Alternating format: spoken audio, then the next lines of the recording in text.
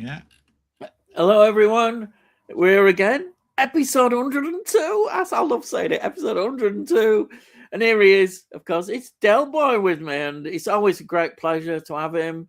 And I always open with the same question and say, what have you been watching this week? Hello, everyone. And first of all, thanks for all the support. And that's just reminding me that I've got to turn the sound off on my phone because that's a bloody mistake, isn't it? What have I been watching? Wow, if you haven't discovered it already, it's been Easter. And it's funny, I was talking to 20th Century Gaming over the weekend, and he said, isn't the TV bloody awful? They haven't put anything about what Easter is all about on telly. And I sort of had to agree with him because I had to turn around and said, you know what? The only films I saw that were anything about Easter were on BBC Two, and you had to get up at 8 a.m. because they were 3 or 4 hour epic films that took you all the way to midday. So I'm big on the films that I used to watch as a kid, either with my parents or they were on over the bank holiday weekend.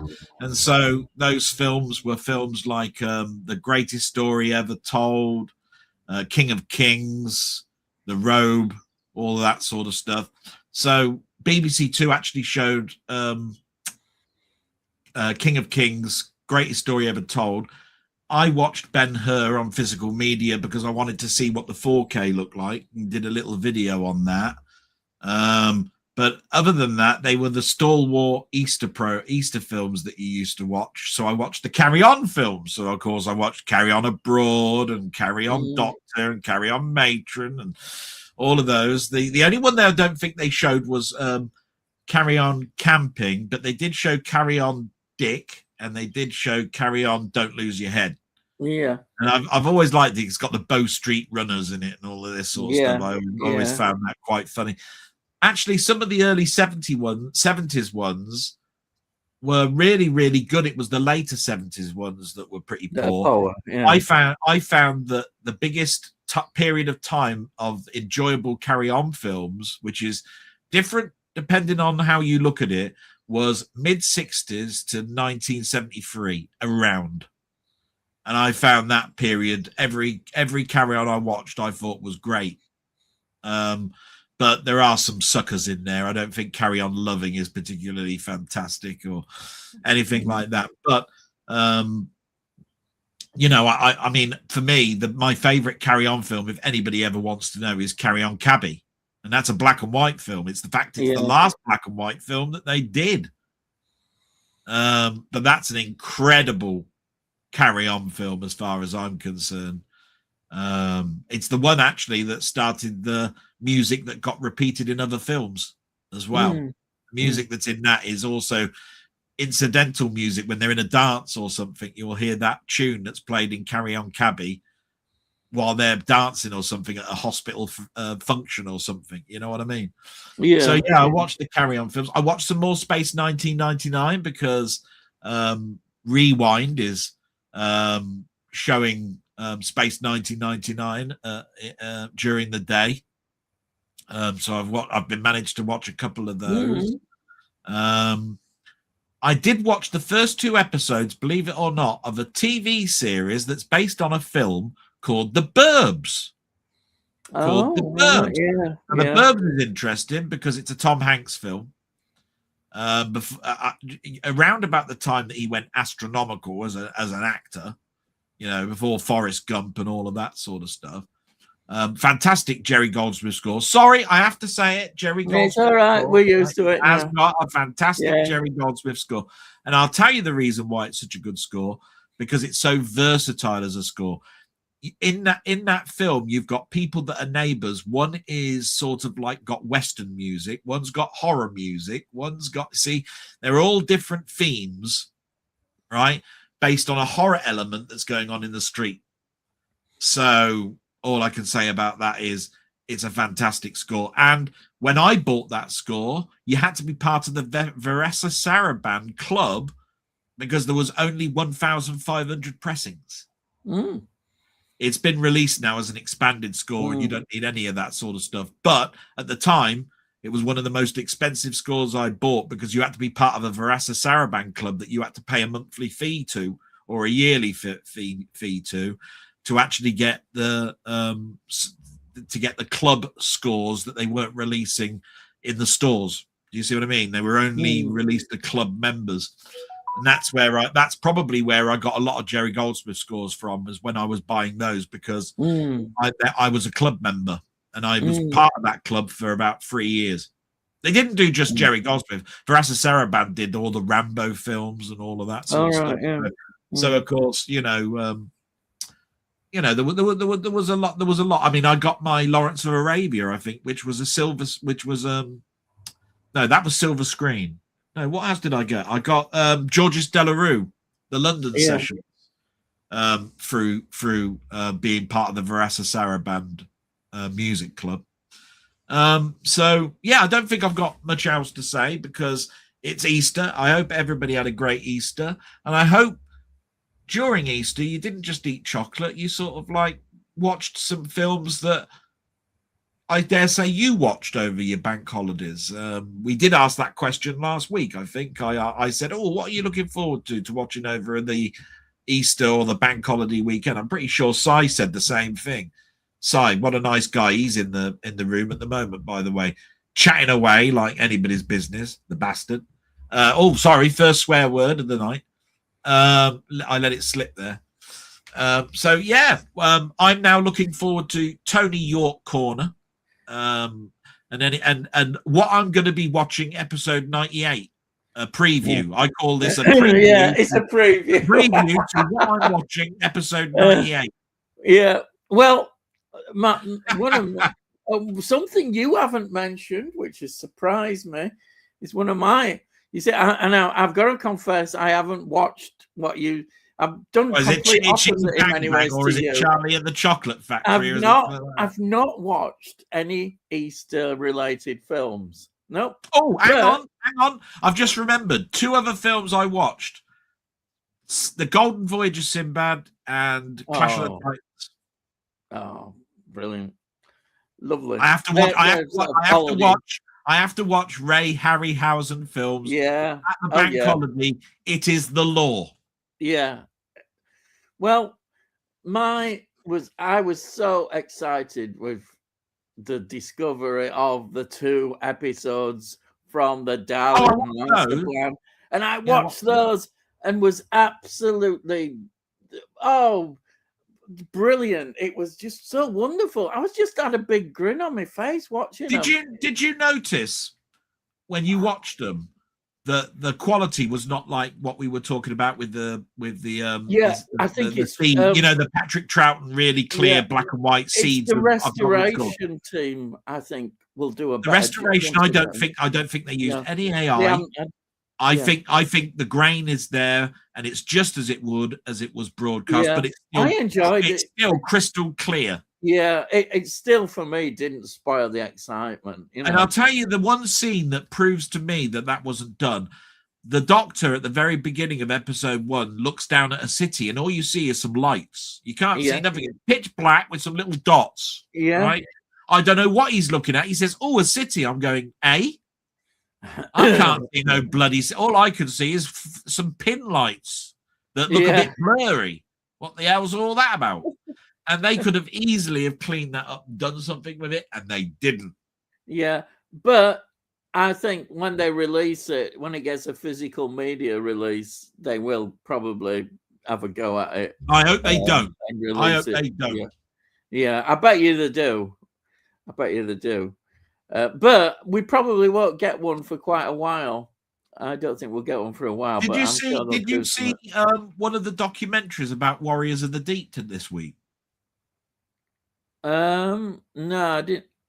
Right. He said the easiest way that you can tell that AI has been done by the BBC on Doctor Who is usually there are signs on the walls saying things like "open door" or whatever it is, right? Yeah. And when AI is used and it's slightly blurry, it tries to make out the word and it puts the wrong words on the wall. Wow, yeah, doesn't surprise me.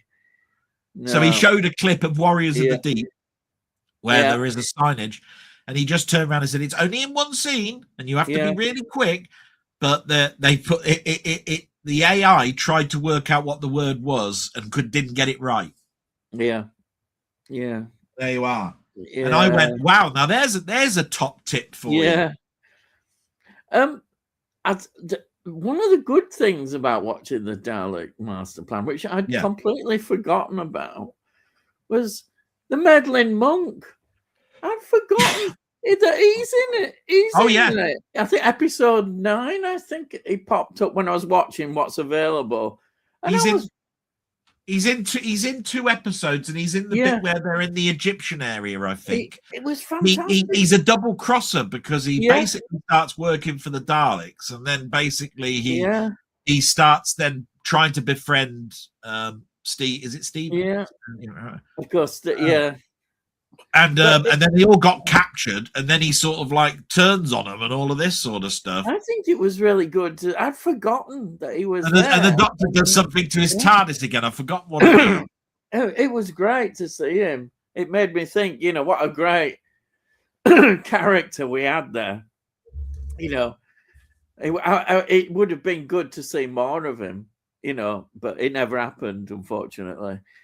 But there we are. So that was a big highlight, and I was eating my chocolate Easter eggs, and I didn't watch any Easter related films, but I'll show you what I have watched from my collection. I watched this is Mother from 2017. It's written and directed by somebody whose name I keep popping up quite a bit. There's a director, Darren Aronofsky. I probably murdered that one. Is the title of that film underneath your hand? Because I can't see the word Mother. There you go. Yeah, there it is, Mother. I'll tell you what. I'll tell you what's impressive to me. What's impressive to me straight away. That's a foil cover, isn't it? That's foil. It's lovely. It's an absolute holographic.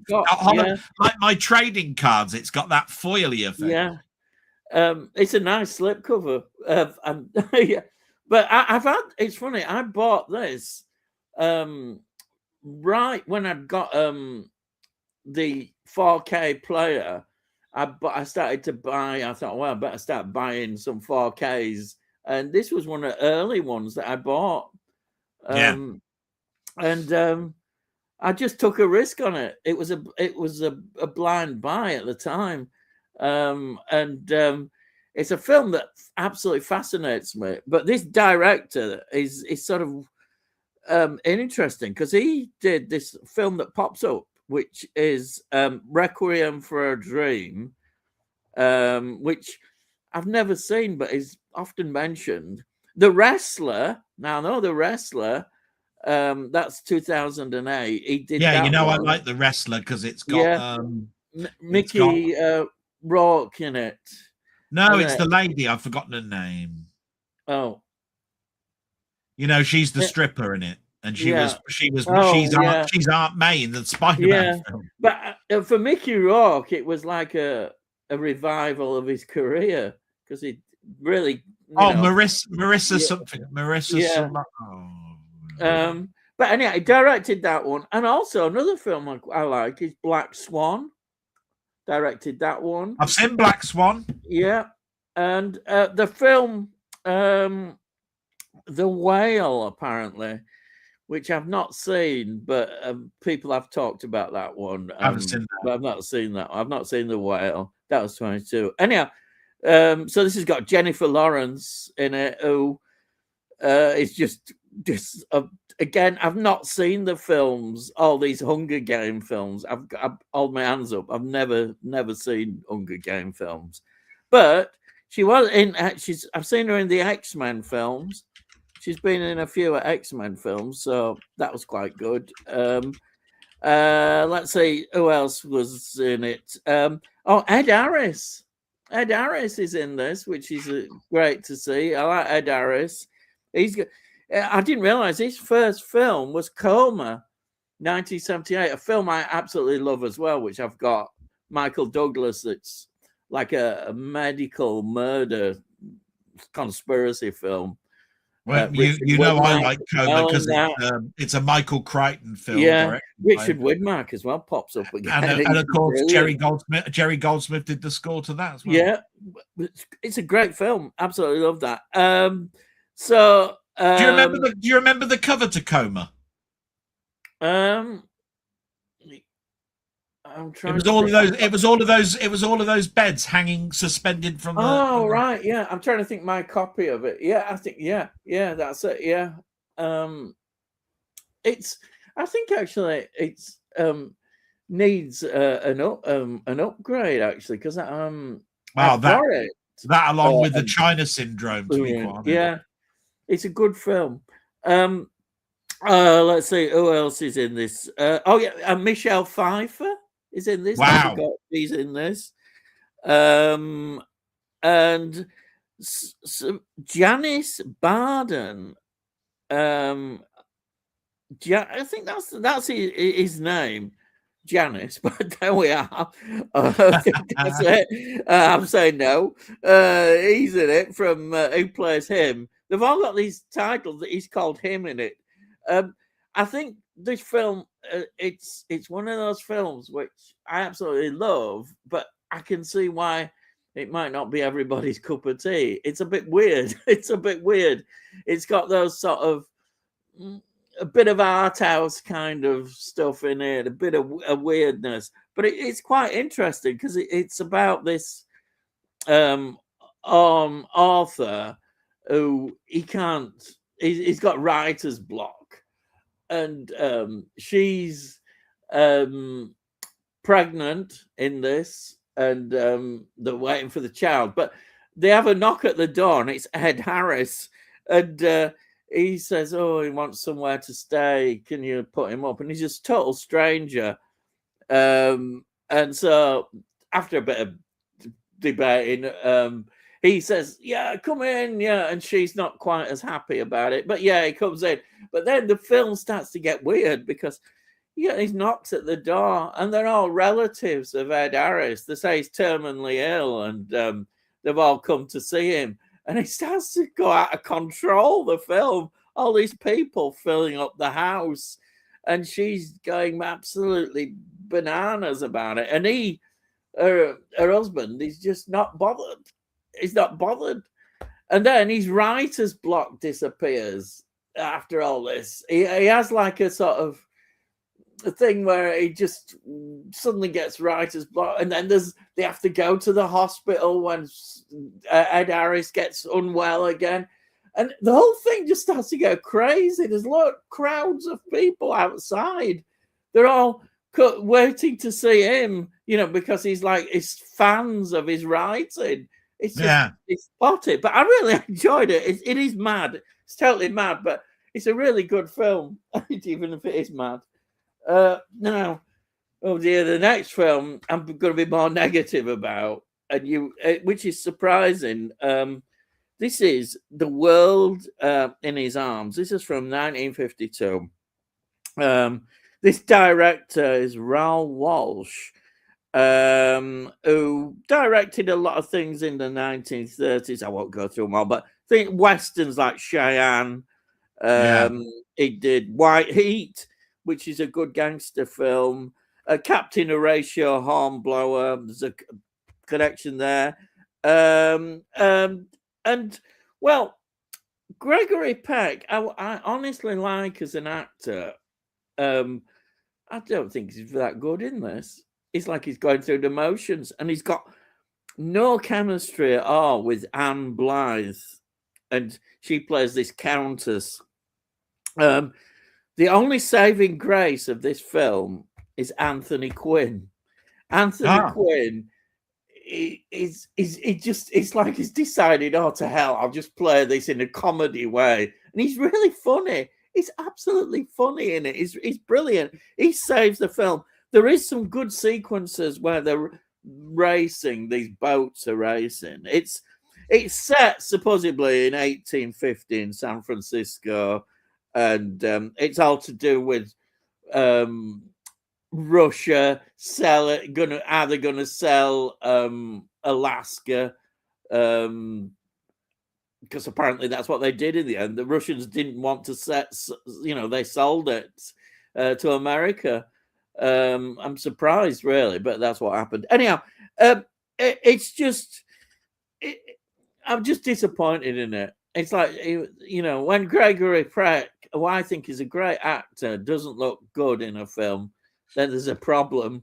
So can you pinpoint what is it a number of things that disappointed you, or is it the story? Is it the direction? It's a bit of both. I think it's the story, and I don't think he's got the chemistry with this actress. Right. So it's a bit of casting. It's a bit of a casting problem then as well. Yeah, I think it is, definitely. You can feel it. I mean, he does his best, I suppose, but it's like his heart is not in it. And looking at what people, I think even he said about it, he just did the film perhaps without thinking about it more. Should have thought a bit more about it. But it's work, and actors are actors out there. They take whatever comes sometimes, even films that are not as good. But there we are. And then the next film, don't worry, I won't bore you all too much, is a film that I could just talk. I won't talk about it too much, but it's one of my. It's a film that I absolutely love. It's Time Crimes. Yeah. This is from 2007. This, in fact, is difficult to get. I think you've talked about this film before. Yeah. It's an Australian label have got it. I've forgotten what they call it. Is it Imprint? It's quite pretty expensive. But generally, even getting the DVD is quite difficult. It's expensive. I think you can get a German one. It's still quite expensive on Amazon. But anyhow, it's a Spanish film, this. So it's directed by somebody called Nacho Vigalondo, who I've not really heard anything about. And again, I won't. It sounds like something you'd get at Nando's. Actually, that's good. My Yorkshire accent fitting into Spanish doesn't quite work, does it? Now, the bloke who stars in it is Cara Elegelada. He plays Hector. That's a menu item. That's a menu item at Nando's. There's 3 actors in it. He plays three of the actors. But it's crazy, this film. But what I like about it is you have certain assumptions when you're watching it, and the film's very clever. It makes you think about what's going on, because it starts when he's looking through these binoculars, and he thinks he sees a serious assault, or this girl getting killed, and so he goes. And he sees this figure in like a bandaged face. The face is covered up. So it all looks very sinister, and he gets involved in it. And it's brilliant the way you suddenly see different perspectives in the film of what's going on. Because ultimately there's this time travel machine that's been invented that he has to go in. And we get 3 versions of him, and it all has to be sorted out. It's absolutely brilliant. It's such a clever idea, and done in such a way, the way it's filmed. I love it, and it's no problem with Spanish subtitles at all. I just really enjoyed it. Absolutely. They did actually try and do a Hollywood version of it, but it never got. It was in development hell, I would say. And then finally, last one. This is on Indicator label. It's a Hammer film. It's Stranglers of Bombay. The Stranglers of Bombay, 1960. And it's directed by that name. You all know his name, Terence Fisher. Directed another Hammer film, but this is not a gothic Hammer film. It's a film that's very much sort of. It sounds very much like it's set in India for a start. Yes, that it is. It's connected with the sort of. It's set in 1830s, and it's India at that time had companies. This is the East India Company, not the government, ran the country, because that's how India, how the British got involved in India, was through the trading companies. And these trading companies, they had their own armies. They had, absolutely. But what this film is about is it's set where there's this cult has developed, and this cult is basically worshipping this god, and it's killing people by strangling them. They go around and strangle them, and it sets panic. It's really anti sort of British sort of kind of thing, and it's really interesting. It's got actors I've not really heard of them apart from one. You'll know. Well, Guy Rolfe is the major sort of star in it, and he's in all sorts of things. Right from Ivanhoe, 1952. Nicholas and Alexandra, which is a great film. He's in that, 1971. He's in The Bride, this one with Sting, 1985. He's in Dolls, which I really like. It's a horror film. That's 1987. Yeah. And he's in, I've never seen these films, but I've heard about them. He's in the 4 of those Puppet Master films. I've never seen the Puppet Masters, but it's a massive series of sort of horror films. But he's in that. And then there's Alan Cuthbertson, who's a face that you know straight away. It's one of those faces you see, oh God, it's him. He pops up in all sorts of films. He was in Tunes of Glory, which is a brilliant film. Room at the Top, Guns of Navarone, 1961. Of course, who doesn't love Guns of Navarone? Operation Crossbow, another great war film.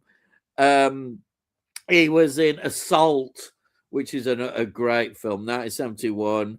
And he's more famous, I think, and I like this bit, because he's in the Fawlty Towers episode, the Gourmet Night one. Yes.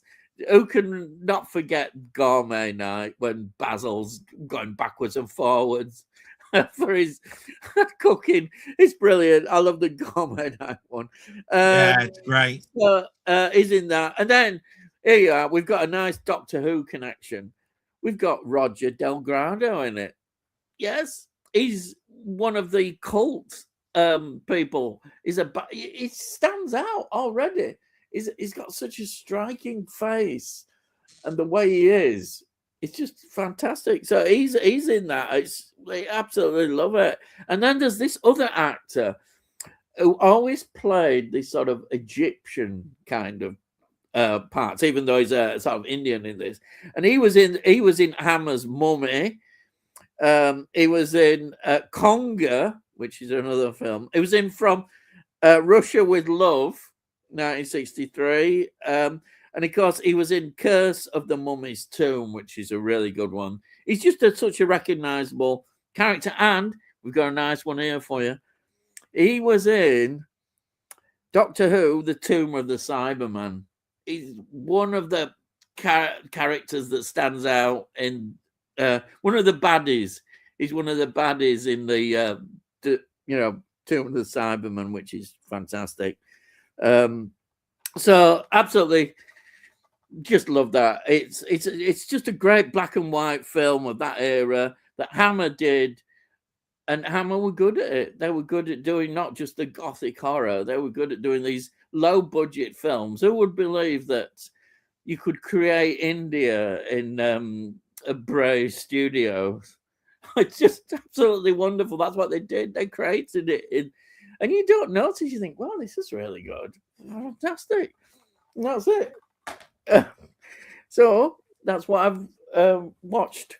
So let's get on with all the... I probably sent you to sleep now. No, you haven't, but somebody's just given me a top tip, so just bear with me. So if I have been looking down, I have been listening. But... Right. Okay. I'm going through now the comments. Okay. Right. So we've got Sai saying evening. Right. And then we have got hello, Si. Anyhow, welcome as always. We've got Rocket Bunny saying I forgot hello. to say, Good evening, I forgot all. to say, you know the film that I was talking about last week, where I said I couldn't remember the name.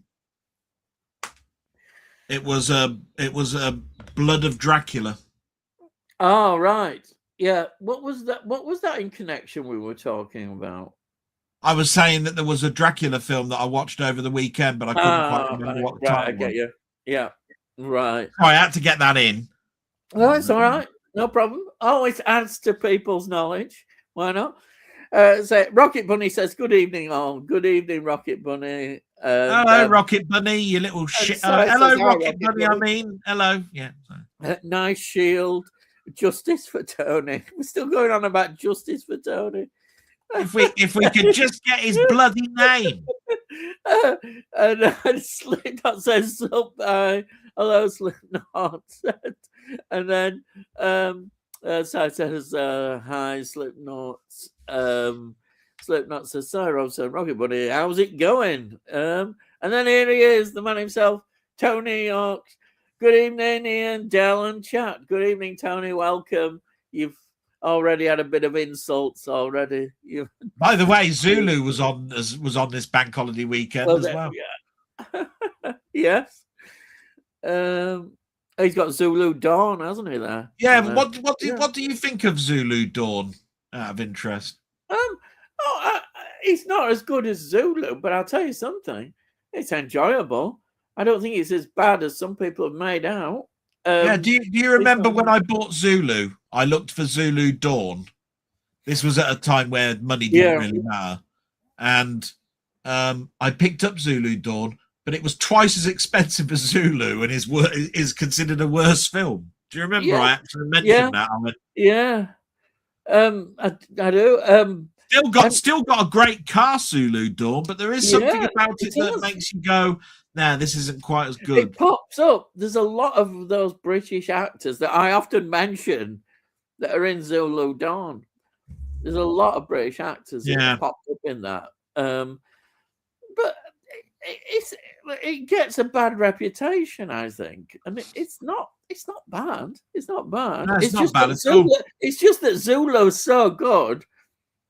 You know, that's why it's difficult, you know, to compare. I remember when I was watching Zulu with my dad, and he said, "There's a battle in this film, but at the moment, the battle seems to be who wins the singing contest."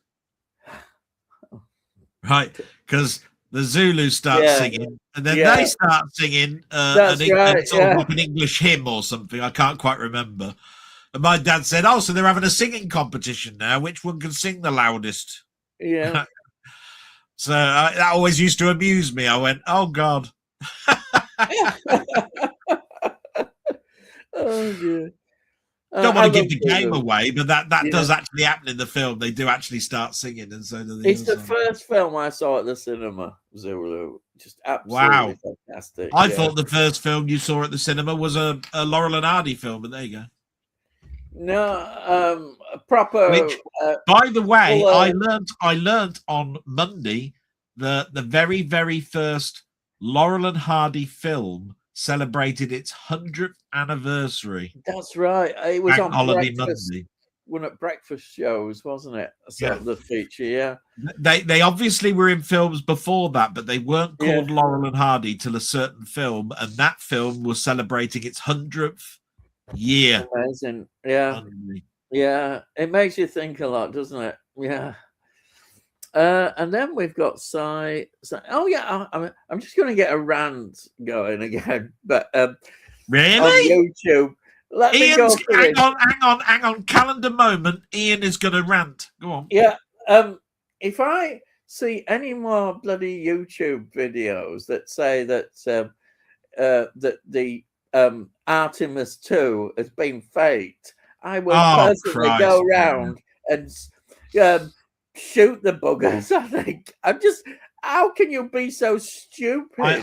I tell you what, I think the funniest thing about it all is it's almost like it's a U-turn for the for the flat earthers, because It is. all the scientists are now turning around and saying, "See, we told you so."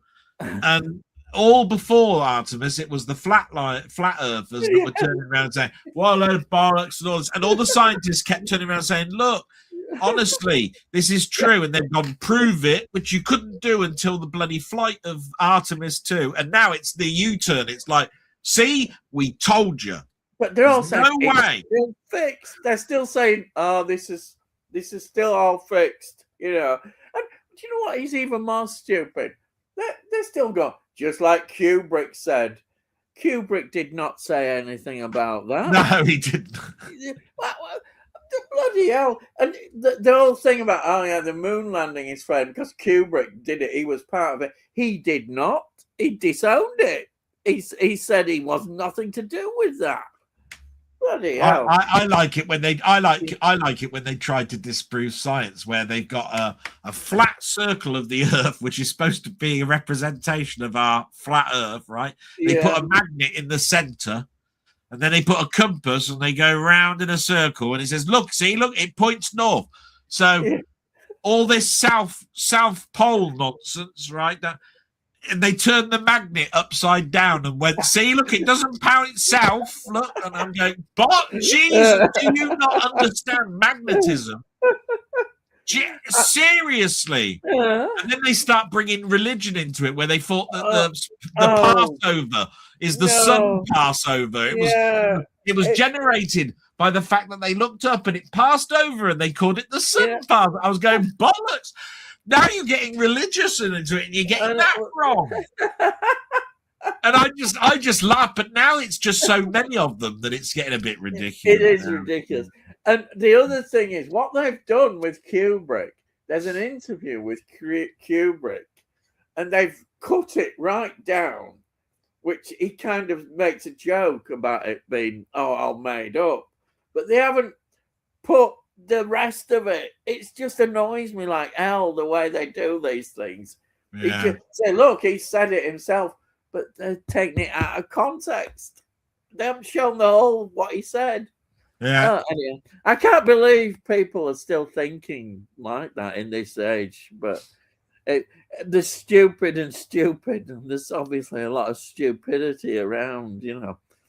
If it wasn't all of the Doctor Who stuff that was, when are we going to get to hear what the bloody episodes are? Now it's Artemis, you know what I mean? The people are just ridiculous. I just think sometimes some of them do it just to get a reaction, do a video. Of course they do. It's clickbait as well. It's just stupid. And people take it in, you know. And they say, "Oh, look at that bit of shadow. That proves it, you know, that's somebody else, you know, the cameraman in the Hollywood studio." Oh, have you noticed it's always Hollywood as well? They always say Hollywood.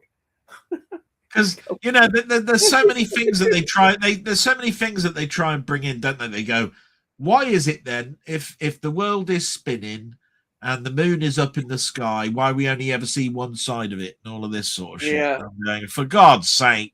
The funniest picture I saw, by the way, was Artemis has just took this picture of the moon, right? And it's a picture of a prism with a rainbow going through it, right? So it was Pink Floyd's Dark Side. I thought, oh Jesus Christ, that made me smile. I thought that was funny. Well, that was funny. Oh, and they always say, "Look at that lunar module.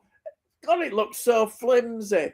It would never have got down on the moon." But it's not flimsy. It's just the way it's designed. It's the way anyway, it is. There's no atmosphere. Yeah. Oh, and the flag. They always go on about the flag moving, and it gets. Oh yeah, the other one was. See, this is why Russ Abbott couldn't be an astronaut, isn't it?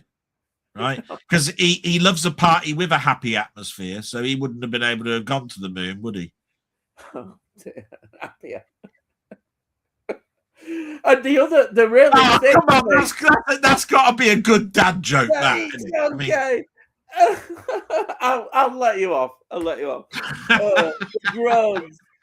The really stupid thing is when they say, well, look, it's clearly in the studio, because how come they've got a picture of Neil Armstrong climbing down the side? There's a camera attached Yeah. of the module. There's not some, but there is. Look, how thick can you be? But people buy it. And it's good for making money, probably, for the clicks. Honestly, I saw some things. They said that the reason that the picture of the Earth from 1972 was taken as a circle was because the camera was inside the rocket jet, right? Which means that really you just saw the circle outline of where the tubing ends for the rocket jet.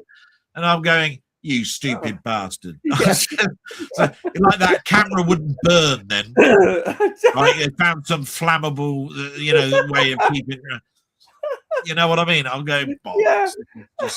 They did all sorts. I can't believe it, but yeah. Well, maybe I can believe it. The world is full of stupidity. Yeah. Red Dwarf mentioned it about being stupid, the world, and it's just stupid. Yeah. Anyhow, we've got Sai saying hi, Tony, and then Rocket Bunny, hi, Slip, good, thanks you, and then Tony says hi, and then we've got Slipknot saying, do you guys know a film called Terror at 10 Killer? 1987. Saw it recently. It's said to be one of the worst slashers ever made. Oh, crikey. On IBM 3.2 and Rotten Tomatoes 8%. It was bad, but I still enjoyed it. Well, I know what you mean. You can watch something and it can be absolutely awful, but still enjoy it. Yeah, isn't it funny? I will say this. He's brought up an interesting comment there, because I tend to find that most people turn round and say that they don't mind a horror film being bad. Yeah. More than any other type of film. So if a drama is bad, it's it's a piece of shit. If it's if it's a sports sort of semi-documentary type thing, no, it can't be. But if it's a horror film, and sometimes to some extent a science fiction film, and it's really, really bad, as well, you could go, do you know what? It's bad, but it's all right, really. I quite enjoyed it. Right. Exactly. And you can only get away with that. You can't even do that with comedy. Comedy is either going to be funny for you or it's not. Yeah. You know what I mean? It works for you or it doesn't work for you. Yeah. I mean, there are films that are bad and they're not that. I mean, the Gregory Peck one, well, I just hardly found anything to enjoy, just a little bit to enjoy it. That was bad.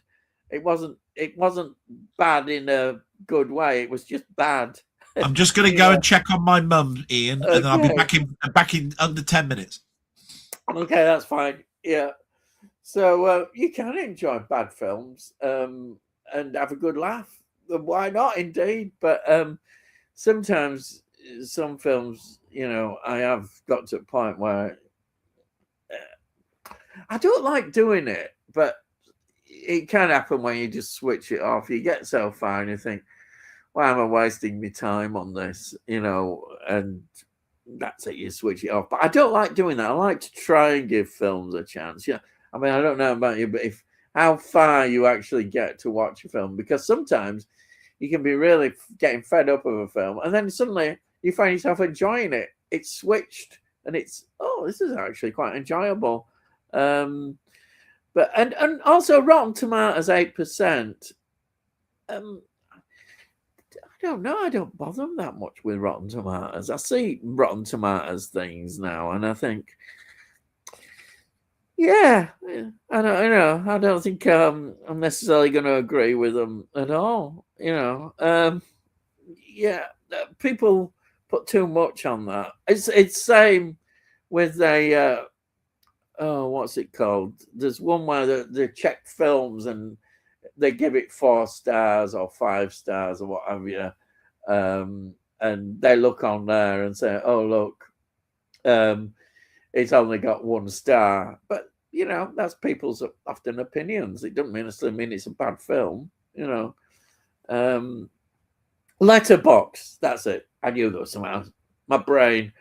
I gave up on that letterbox stuff. You know, I mean, people put their own sort of stuff on it. And years ago, I looked at it and, oh, I couldn't be bothered with it. I suppose it's a way of remembering what films you've seen on there. I think that's why people put it on. But yeah, I'm bothered with it.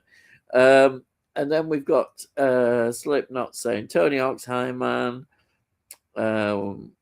Rocket Bunny saying Rocket Bunny doing okay, cheers. And then Tony says hi Slip. Then Slip says Marisa Tomei. Oh yes, that's what we mentioned. That yes, Marisa Tomei. Yeah. And then cheers. Couldn't remember the same surname. Thick o' me. It's all right. We're all the same, especially me. Terrible at names. And then Rocket Bunny. Watched Dalek Master Plan. Really enjoyed Nicholas Courtney's character.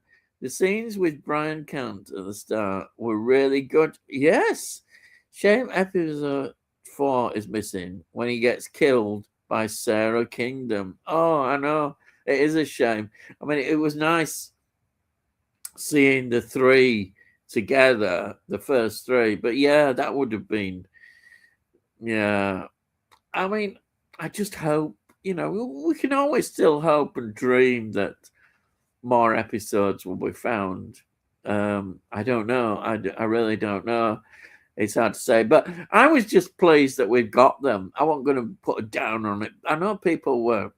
I just sense people were almost like being greedy, saying wanting more. And I can understand that. And I think that we will get more. I do think we will get more. But, you know, I was just pleased to have those two. And it was a good time to just watch what we've got, you know. I don't know about you, but the telly snaps are okay. Sometimes the animation, I don't know, it can take me out of it. But I don't know. The animation's an interesting topic about the kind. It's like I've got to now start on my reviews. I'm now into doing William Hartnell ones with animation, and then there'll be ones with a complete animation. So I'd be interested doing that to see how I feel about them. As we say, it's better than Note, and I suppose it's better than Telesnaps. Though I do like sometimes Telesnaps better. I don't know why, but it was interesting. Yeah. It was interesting because Peter Purvis was talking at a conference after he was duped into going to watching those 2 episodes, and he said at this conference that it was a shame actually about it, because we all thought that the new companion was going to be I forgot the actress's name, but it was she was the one who was the handmaiden from the previous story, and she died obviously in the airlock scene a little bit later on. And then we all thought that the next companion was going to be Nicholas Courtney's sister in the film, you know, Marsh. And then she bloody died later on in that thing, because she had another gig to go to, and it was like that really for the whole of that season in regards to William Hartnell. And then basically by the time you get to the 4th season, he was sort of like going anyway himself. So that was the end of that. But he said it was a traumatic sort of like a traumatic period, because the companions weren't sticking around very long at all, and William Hartnell was the only solid point in it, which might have benefited him actually. And it was a shame that his health was degrading, because it would because he was the solid point of the show, really. I think they already had decided, hadn't they, that they had to have a change of doctor by this sort of time. Yeah. And I suppose it was difficult to. They knew it would be difficult, I think, to say to him, "I'm afraid we think, But because of I your didn't health." know Peter Purvis had just come out of hospital when they collared Oh, him to go to this special screening. yeah, yeah, He had only been out of hospital one day when he actually turned up at yeah, that special showing in Leicester, I think yeah. it was. And Yeah, I can there's remember got, I remember the companion's name. It was Katrina. I just can't remember the actress's name. I usually remember the actress's no, name. I can't Wow, remember her name. I can't remember her name for the life of me. But Terrible. it was still, for me, it was great just to see those episodes, and I'm so pleased, really, that they're there.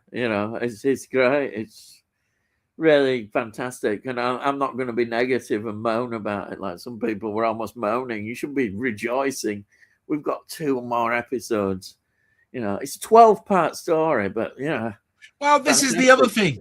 They did say more than one episode, and just because they've shown 2 doesn't mean that there isn't other collectors.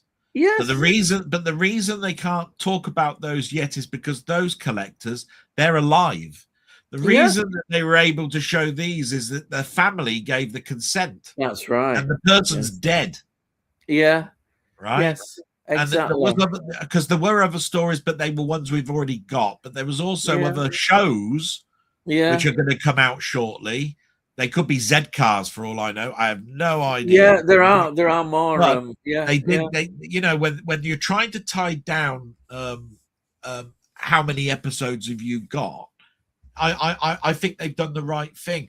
Yes. I do agree though with some of the critics where they said, "Why tell us this early, and then we have to guess for 3, 4, 5 months and all of this sort of stuff?" Because all it does is incite excitement in everything. Yeah. And then we're all sick of seeing it on YouTube and other sort of documentaries and all that sort of stuff. Yeah. And then when it finally comes out, you go, so all of that was for those 2 episodes, was it? You need to keep your gander up and say 2 episodes is better than none. And how many years have there been since the Web of Fear? And that's why I was excited by it. Yeah, exactly. It's taken 10 or 12, 13 years to get to this point where we've got another 2, and now we're below 100. We're at 95 now. 95, yeah. So, I don't think I'll ever see those 95 before I'm dead. No. Right? But I don't care because whatever you pick up, I'm going, wow. Yeah, I do.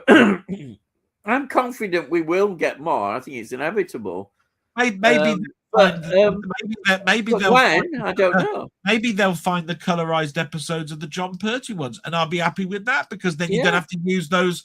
You don't have to use those false colorized ones. The actual proper color, negatives that are picked up, and that'll be brilliant because then you can see just how wrong they got the colors in them. And they make them next to each other.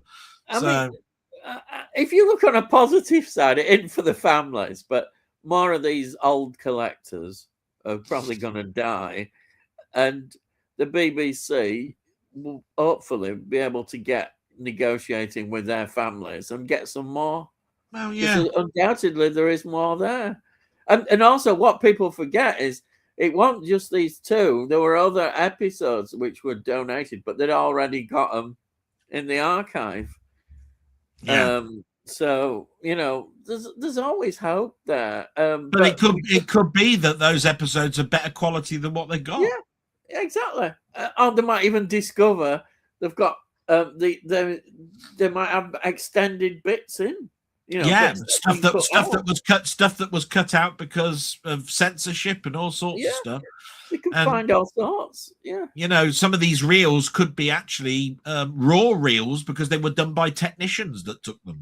So they could be raw reels. So I look at it. I look at it as anything. It's better than nothing. Exactly. And would you rather have it or not have it? Yeah. We have now got 5 episodes from that story, which we didn't have, for a few years. So I look at it positive. one more, and that would be half the story. And so, I mean, you can't argue with it. It's brilliant. People just get. It gives another excuse for people then to put out their most wanted stories, and we know which stories they're going to pick. Yeah. But it's YouTube, isn't it? It's the YouTube culture. Always be negative, never be positive. That's right. Yeah, but I'm positive. I mean, if you look at it logically, I think we will get some more in the future. Just these collectors. There are people there. We know they know there are in those collections, but when, I don't know when, but it will happen. Yeah. I don't think it's ever closed. And then Sai says, I enjoyed Mother. Oh, good. Jennifer Lawrence. And here we are. Xavier Bardem. Give Baden. Sorry, my accent. Bardem? Give good performance. Bardem? What's that? Give good performances to Darren Aronofsky films. I recommend Pie. Do you know what? Pie and Requiem for a Dream. I reckon they're choosing all the long names that you could possibly get so that you get it wrong. Yeah, exactly. Right. I've heard of Pie. I was just thinking when you said it though. What poor sod has got a surname of Boredom? Jesus Christ! How could you have a surname of my surname's Mr. Boredom? Hello, Mr. and Mrs. Boredom. And their son, even more Boredom. Oh dear. What sad bastard has to go to school being picked on with a surname of Boredom? Oh dear. What if you were called Git? Yeah, no. Yeah. What's your first name? What's your first name? Sad. Sad Git.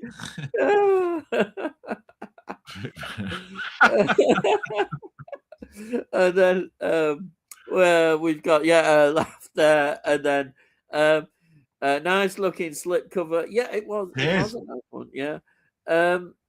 And Javier Bardem is great in Oh No Country for Old Men. Yeah, again, a film I've not seen, which I know a lot of people talk about as a great film. It's very well thought of film. And then Sai says, I'm going to look up Terror at 10 Killer.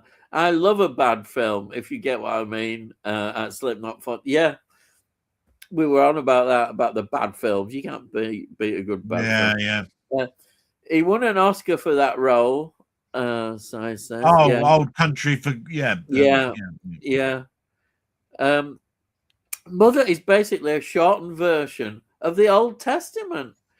Interesting. You've seen it, is it? Yeah. No. I'm always interested in people's perspectives on that and the fables. Yeah, I do get that. I do get that. Why you might say that. You can add that. You can add that into episode 79 of your watching thing now, can't you? That it's based on the Old Testament. And you can thank Sai for telling you that. Sai, yeah, give him some credit. Yeah. And then Sai, yeah, I think you'll like it. It's not too bad. The version I saw on YouTube in 1080p, I'd be really interested to hear your thoughts on it. All right, okay. And then Tony says, sorry you didn't enjoy World in His Arms, Ian. I quite enjoyed it, mainly for the scene set in Russian Alaska. Yeah, I get that. Yeah, I can't think of many films set there. Agree, it's not one of Peck's best. No, I mean, it's a subject matter you don't often see. So it is good, Russian Alaska. Russians just didn't want it, They couldn't be bothered. I bet if Putin had been in power, they probably would have definitely wanted it. And then we've got Wee Bob. And he goes, hello, Ian, Dell, and all. Hello, Wee Bob. Thank you so much for joining us. He released another video today in his Project Zombie, which I've had great fun. I'll tell you what I like about it. Right now, he's always turning around and saying he's a bit tentative about bringing it out because he's used some AI narration in it. Right, but I'll tell you what it is. It's like listening, right, to Morgan Freeman recite a novel while watching somebody play a game. Oh, right. Yeah. So it's almost like so Morgan Freeman's talking about, so I was walking down this path and this zombie came towards me, type thing, right? And that's really good. And then you're watching it, and instead of seeing a live action thing, it's an isometric sort of like 3D game, and you see the actual action going on. And I find it absolutely marvelous because I like those talking novels, those books that are recited by famous actors and all that sort of stuff.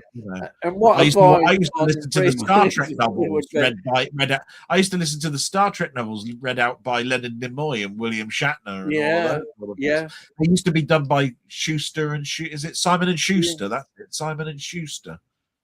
Do you remember that company? Yeah, I've got some on cassette somewhere. Oh, I got some on DVD. They were brilliant. Yeah. And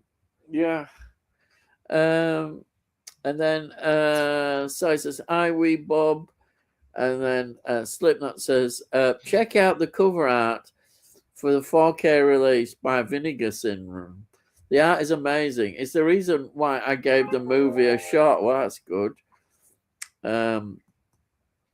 Slip said, "Wee Bob, hello." And then Sai says, "I love it when Ian pronounces foreign actors' names." I know, you've got to have a Yorkshire perspective with accent on there. Stuff that foreign, he can't get the English ones right.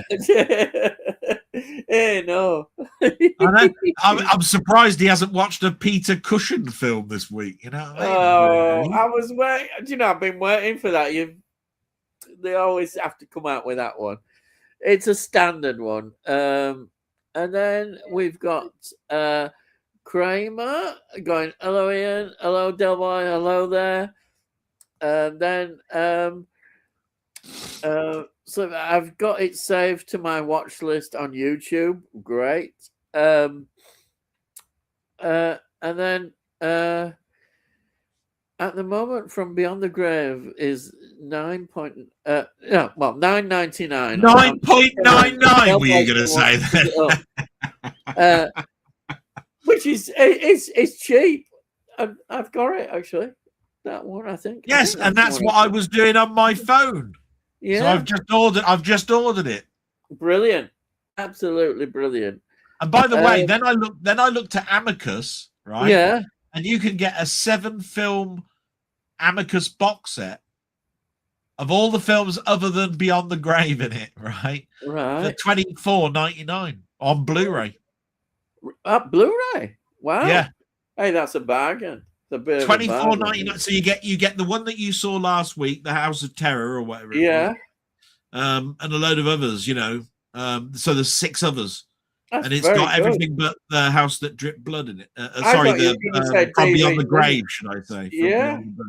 That is excellent value for Blu-ray. That's it. So that means there were 8 Amicus films then, because it's got 7 in that box set, and From Beyond the Grave's not in there, and that is a Amicus film, so that must have been 8.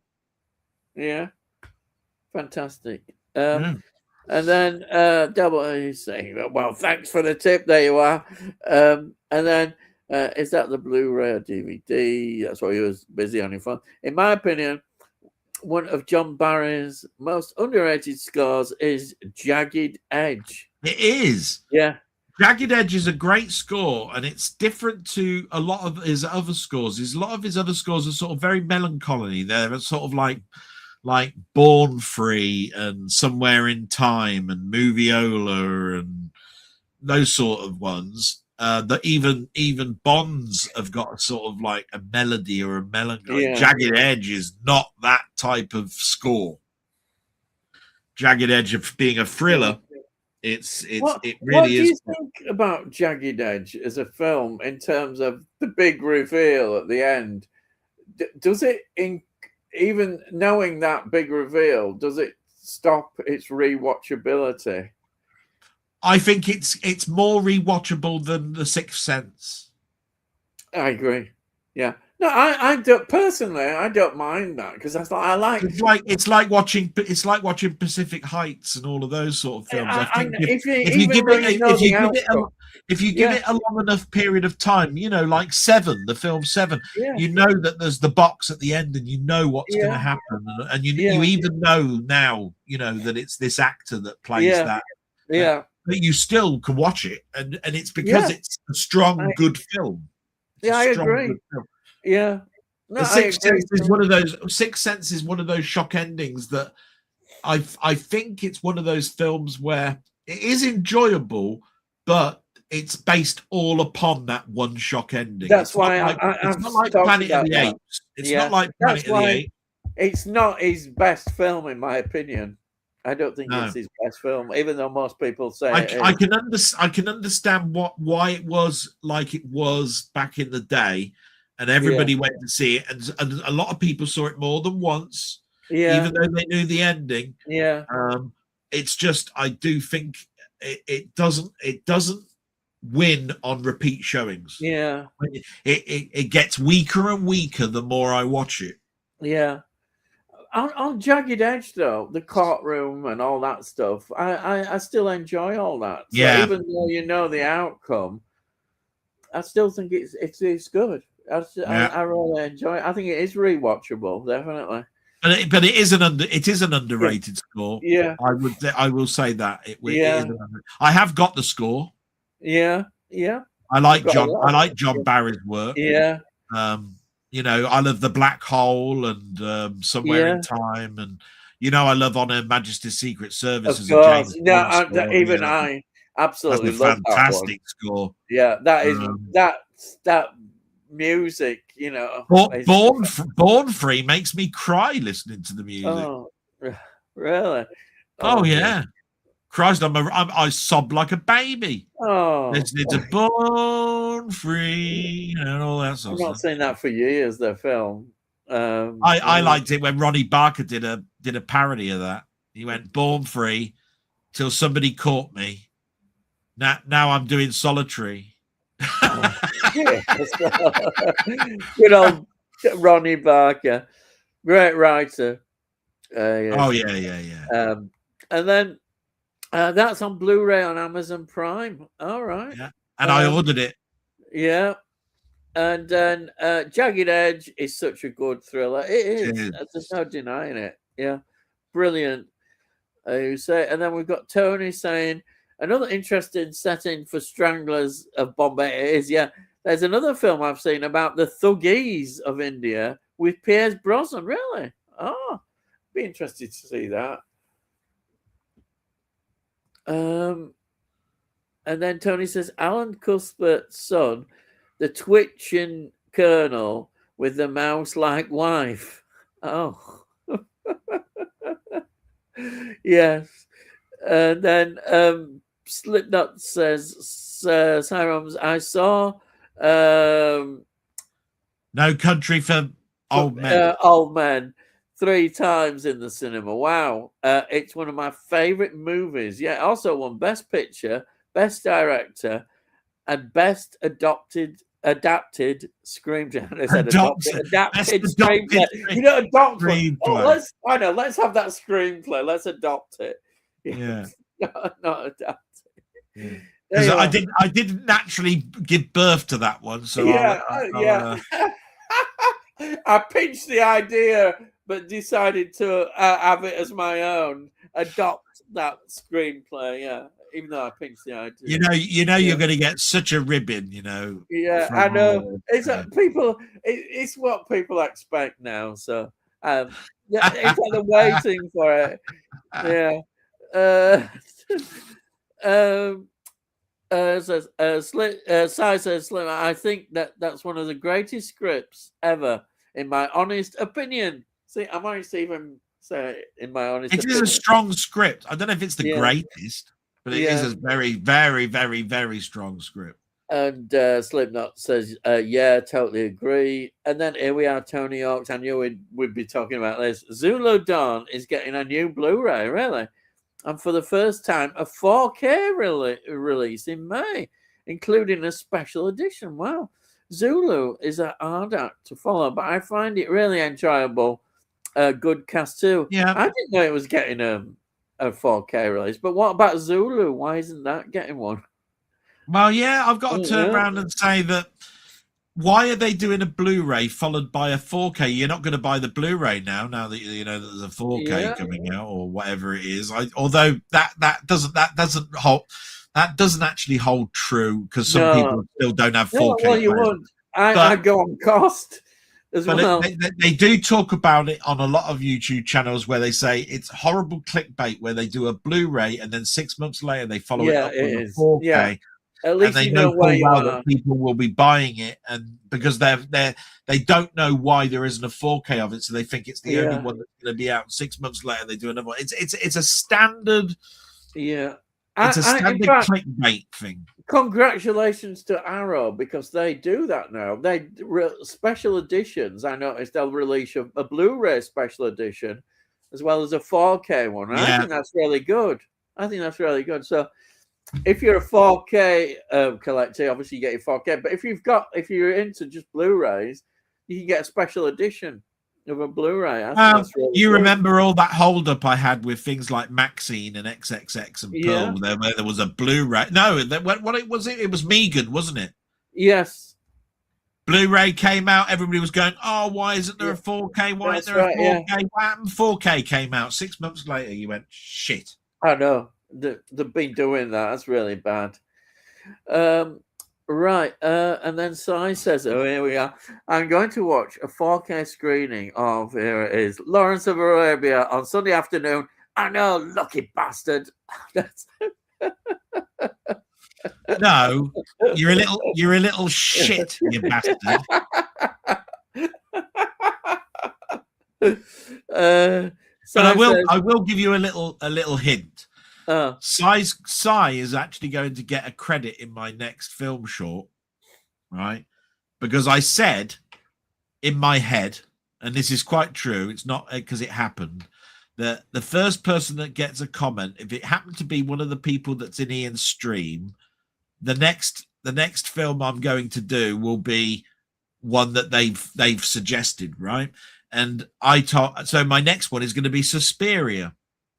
Hey. And Sai said he was really looking forward to me doing Suspiria. So I will be mentioning at the beginning that my film shorts is a little pet project, like I always do my little introduction, but I will be saying thanks to Sai for suggesting this next film, and my next film is Suspiria, and then I'll be going. Wait. So he will be getting a mention in the next film short because Suspiria is the next one I'm doing. Coming out then? Is that coming out? Yo, I can't wait. You know what I think about Suspiria? It's just class. It will be done in the same way. There'll be a clip if I can. There'll be the collector's database, what it says about the film, and there will be the unboxing. Fantastic. Yeah. But I will be watching the 4K, so it won't be quite an unboxing, but it will be this is what you get. You know, I saw that special edition of it, and I just wish I'd have. I still might be able to get it in future. I'm just hoping I can get that. Well, mine is a special edition, isn't it? Mine is a special edition. There is. I saw somebody displaying a special edition with the steelbook, and is that the same one with a book? It's got a booklet in it. Hang on. You can tell me because you've got it, you see. So I don't know. But hang on, if I turn this off. Video and then that. Right, there you are. Right, let's have a look. So it says on there, look, special edition in yellow. Oh, yeah. That's definitely, It says special features it's got there. I don't know if it's special edition. Mine, it's got a booklet in there, look. Yeah, I'll definitely get that. Definitely, I've got. This was on Amazon for $14.99. 14? Yeah, $14.99. Wow. Well, I'm going to have a look at that. $14.99. Yeah. Surely that's a mistake. But I don't know. I don't know if it's still that now, but it was when I bought it. Wow. Oh, anyway, I'll look later. But yeah. Wow. Brilliant. Because it was going to be a heads up on whether I was going to do Suspiria or whether I was going to do Casino. Yeah. Oh, well, yeah, because there's a special edition of that just come out, aren't there? Well, I got. Yeah, you saw it. I saw it. Remember, I showed you. I got yeah. Casino, Salem's Lot, and Suspiria on the same day. Yeah, fantastic. And then this week, nothing. Oh. I've had nothing turn up. So there you go. Yeah, I must check that out. Yeah, so, because I've got some money. I get paid. Rocket Bunny's just turned around and said Suspiria is $15.99 on Amazon right now. Is it? Oh, I'm definitely. So it's gone up a pound. It's gone up a pound. Oh, wow. Yeah, I'll have a look at that. And then Sai says, they found Chris Waddle's penalty ball from the Italian 90 semi-final. Oh. Yeah, he's talking about the moon, isn't he? He's found Chris Waddle's penalty ball on the Italian 90 because he kicked it. He must have kicked that into the stand and above. I like it. Oh God, Chris Waddle, a name I've not heard for years. Yeah. Well, I think he went on to do pizza adverts, didn't he? Based on that. Yeah, he probably did, and that Gareth Gates did before he became manager. Didn't he? That's Artemis 3. That is. Sai says. Yeah. Right. And how I answer to flat earthers is, how does the sun set on a flat earth? Do you know what they did? They have actually answered that. They turned round and they said, because the sun goes round and the earth spins round, then basically when it gets to the other side of the earth, then there's very little light on the other side, because basically it's because the sun is at an angle. And I was just turning around and going, "You're just stupid now. You're just being stupid." They are. Because then it turns around and says, "Why isn't it bloody hot then?" Right? If you're talking that the sun is there and the earth goes round like that, then everybody gets some type of sun at some point, and it must be bloody hot, right? All the time, every day you must get at least one bit of sun during the day. It's a load of bollocks, isn't it? It is. God, I know. Why it does make me swear, and I do apologize. Yeah, no, I agree, because there are people who are just so dedicated to it. But that video you sent me, and I saw it as well, was brilliant, when we had the flat earthers saying about the launch, weren't they? They were watching the launch, saying all this and that, and it was like two fingers up to them. Honestly, I've heard them turn around and they say, "Oh, it's bloody convenient, isn't it, that you can't get a signal at the other side of the moon, right? So there's a 45-minute blackout where nobody can talk. Isn't that convenient?" Etc., and all of this sort of stuff. And I go, no, there's no bloody satellites around the other side so that you can bounce a bloody signal off or something. It's just so annoying. It is, yeah. And Tony says, yeah, Letterboxd. It's one of those things I've heard these YouTubers say. There is this thing called Letterboxd where they put it's a website down. It's a website where we could put your film reviews up, and people look at it and say, yeah, it's got so many stars on it, and they put stars and all that, I mean, I do like the idea. It's a website where what it was originally you were supposed to put your collection in, and and then you used to rate your collection, and then you could add your review to it, and then it turns into a critic section, for people to see what people think, because they collectively put all the information together, and suddenly you've got an average rating for this film as being 4.5 or something, because so many people have labeled it 5 stars, and all of that sort of stuff. So it then turns into a like a Dirty Rotten Tomatoes type website, but with reviews done by people that are normal public. Yeah, rather than film critics and stuff like that. Which is often a big difference sometimes from what film critics think. It's a MySpace for film fans. Yeah. And then Rocket Bunny says, as a gamer, Doom is one of my favorite films. Yes. Always enjoy it. Great cast. Looks good, even though it chickens out of the game's occult themes with a generic sci-fi plot. All right. Doom is you won't know this, but Doom is a quintessential rock place for gaming, because it was sort of like 3D, and people were going, oh wow, look how smooth that is, look at this. Right. And of course it had a horror element. There was a film, there was a game before that called called Wolfenstein 3D, should I say. But when that film came out, is it Dwayne Johnson, is it? I think it's in that film, isn't it? It got panned. Oh, wow, did that film get panned? Yeah. I saw it at the pictures. Yeah. And I must admit, I did come out saying, can I have my money back? Dear. I had to speak to my friends that we all went in there and said, can somebody buy me a pint, because I've just wasted my money on that. I ain't got enough money to buy you guys. I ain't got enough money to buy you guys a pint now, because I bought that film.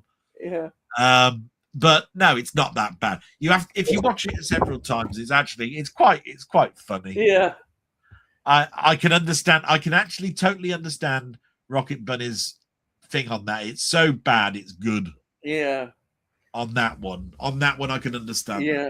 Well, I watched Street Fighter, but I only watched it because Kylie was. Oh, that's awful. And it is an awful film, but I like Kylie, so I watch Kylie. Well, the thing I remember about Street Fighter is in the same year, or virtually in the same couple of months, there was an anime version of Street Fighter that came out as well as the live version.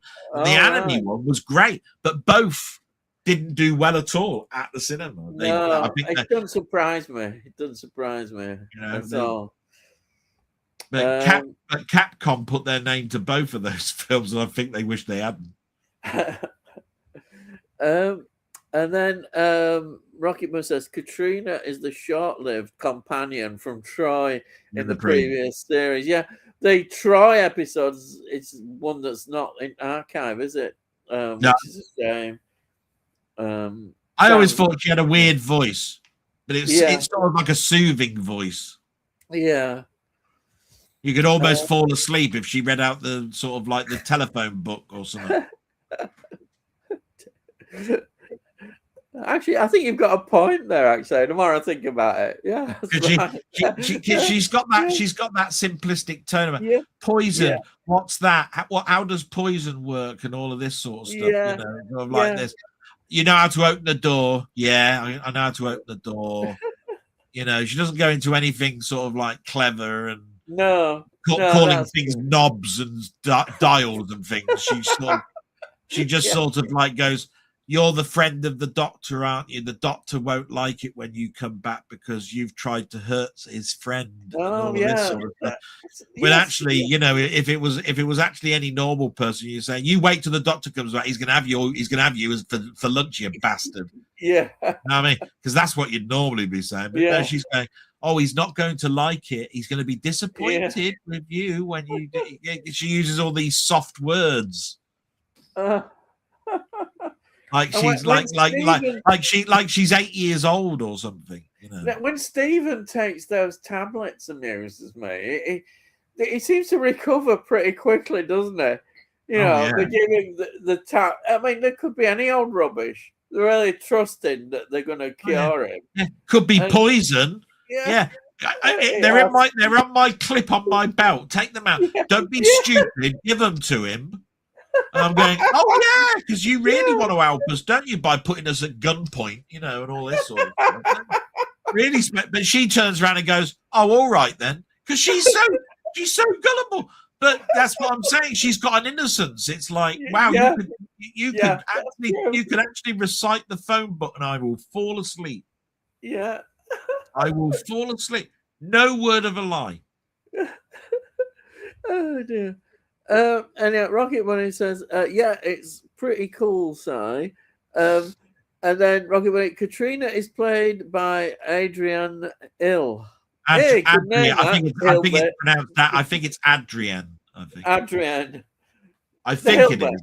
Adrienne Hill. Pretty good name. Like Jacqueline Hill as well. Another Doctor Who connection. It's amazing how the family gets extended everywhere, isn't it? Yeah. Oh dear. I must admit, I went to Burger King and I had a hamburger hill. Oh dear, not Hamburger Hill, dear. Oh dear. Shut up! I'm here next week. Honest. And then Tony Hawk says, "Give Ian a name he enjoys saying after some difficult ones. Alain Delon." Oh yes. Jesus Christ! I love saying that. Not him again. He's not mentioned enough. Alain Delon. It's like bloody Terrence. It's like Terence Fisher. Jesus. Terence Fisher. Hey, yeah. I mean, it's not like I do that with Jerry Goldsmith. No, of course not. You never do that with Jerry Goldsmith. Oh dear. Oh dear. So Si says, "You've never seen No Country for Old Men. You need to watch it straight after the stream. You won't regret it." Was that you that said that? Yeah, I've not seen it. I've heard bloody about hell. It. Yeah, I thought I was bad. Yeah, I can't watch. There's so many good films that I don't get around to watching everything. There's a stack of films. Have you seen Brokeback Mountain and seven signs outside Wyoming and all that sort of stuff? Have you seen those? No, I've not seen them. Oh, good. Yeah, okay. I thought I was bad. I mean, I've seen all of those that I've just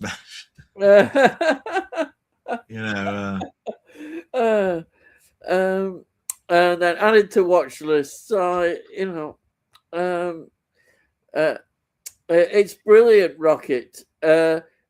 Javier Bardem. It's not boredom. It's not boredom. Baddies of all time. I nearly said, I was trying to force myself not to say boredom, but I nearly went there. Didn't quite there. Bardem.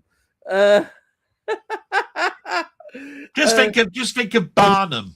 Barnum, the musical Barnum. Yeah, just watched the trailer. Pretty good.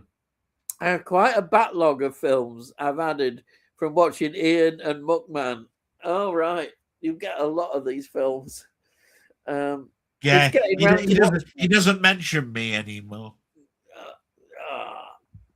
I'm sure it does. But I understand that. Yeah.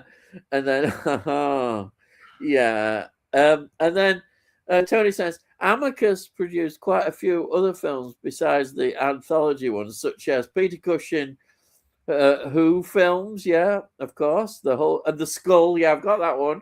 And Land That Time Forgot and its sequels, yeah. Well, yeah, you remember if you remember rightly, Muckman, Denny, and I bought the Land That Time Forgot and all of that as the Doug McClure sort of like. That's right. I've got that came from Imprint, I think it was. Yeah. Yeah, excellent. Where is Muckman Jamie today? He's on holiday. Didn't you see his shot? Oh yeah, I forgot. What? You mean he didn't try to get muscle in on another show where he's on a balcony while he's having a pint? Yeah, he's on holiday. How the rich live well, don't they?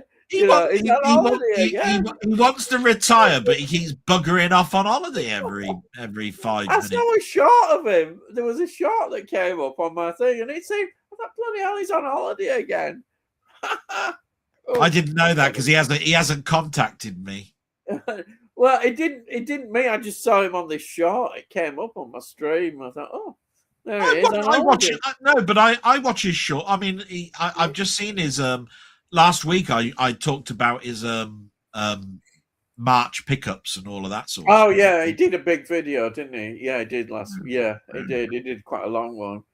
But now he's sunning him. And he opened up with Scott of the Antarctic, and I got that the month before. Yeah, and told everybody it was $8.99, and he was there going, "Oh, I've just picked this up, and I remember seeing it as a boy," and I was going, "And I did a bloody review of it, you bastard." Don't mention me though, do you? No. You just talk about your pickup of it. I bet he doesn't watch the review of it. Yeah, I know.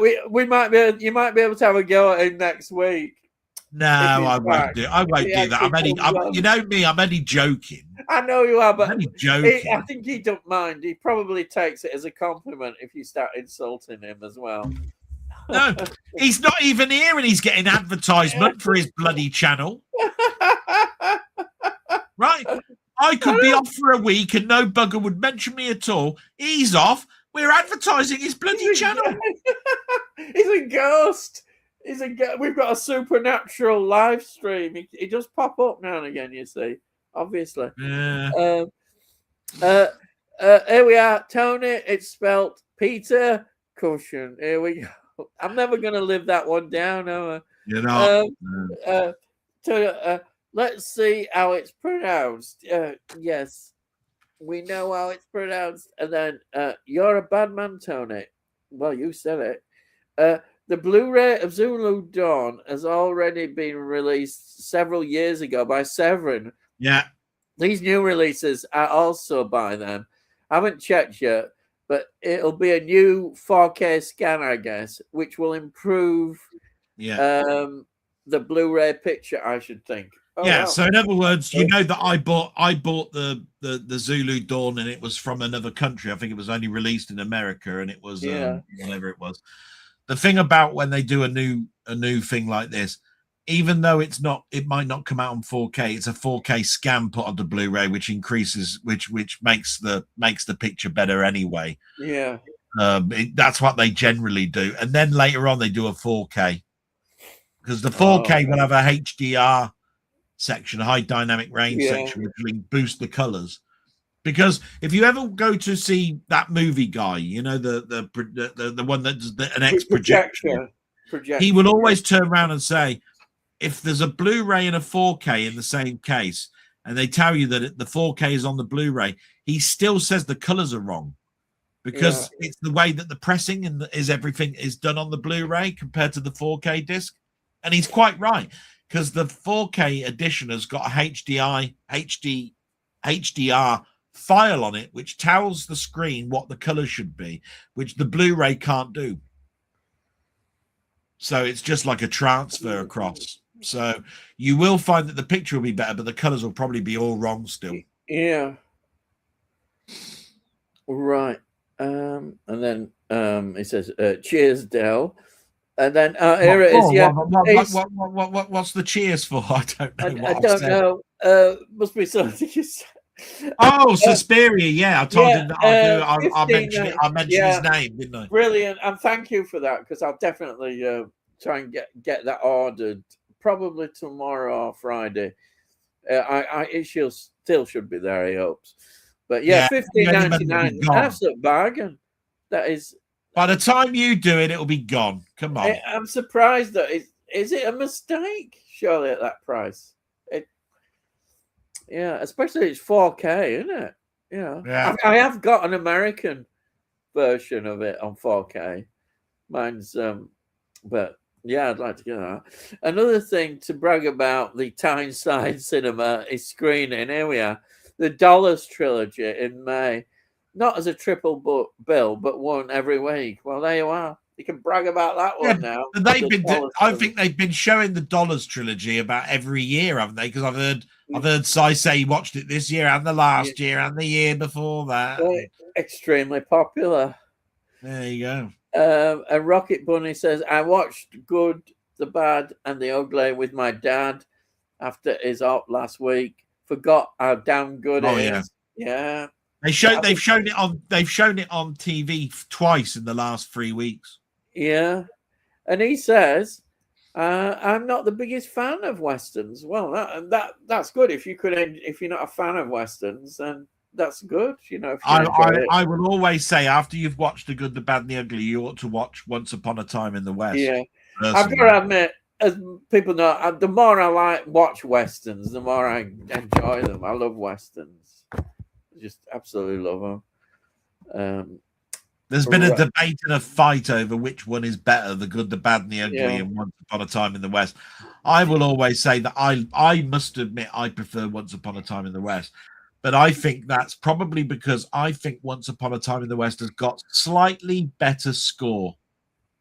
Yeah.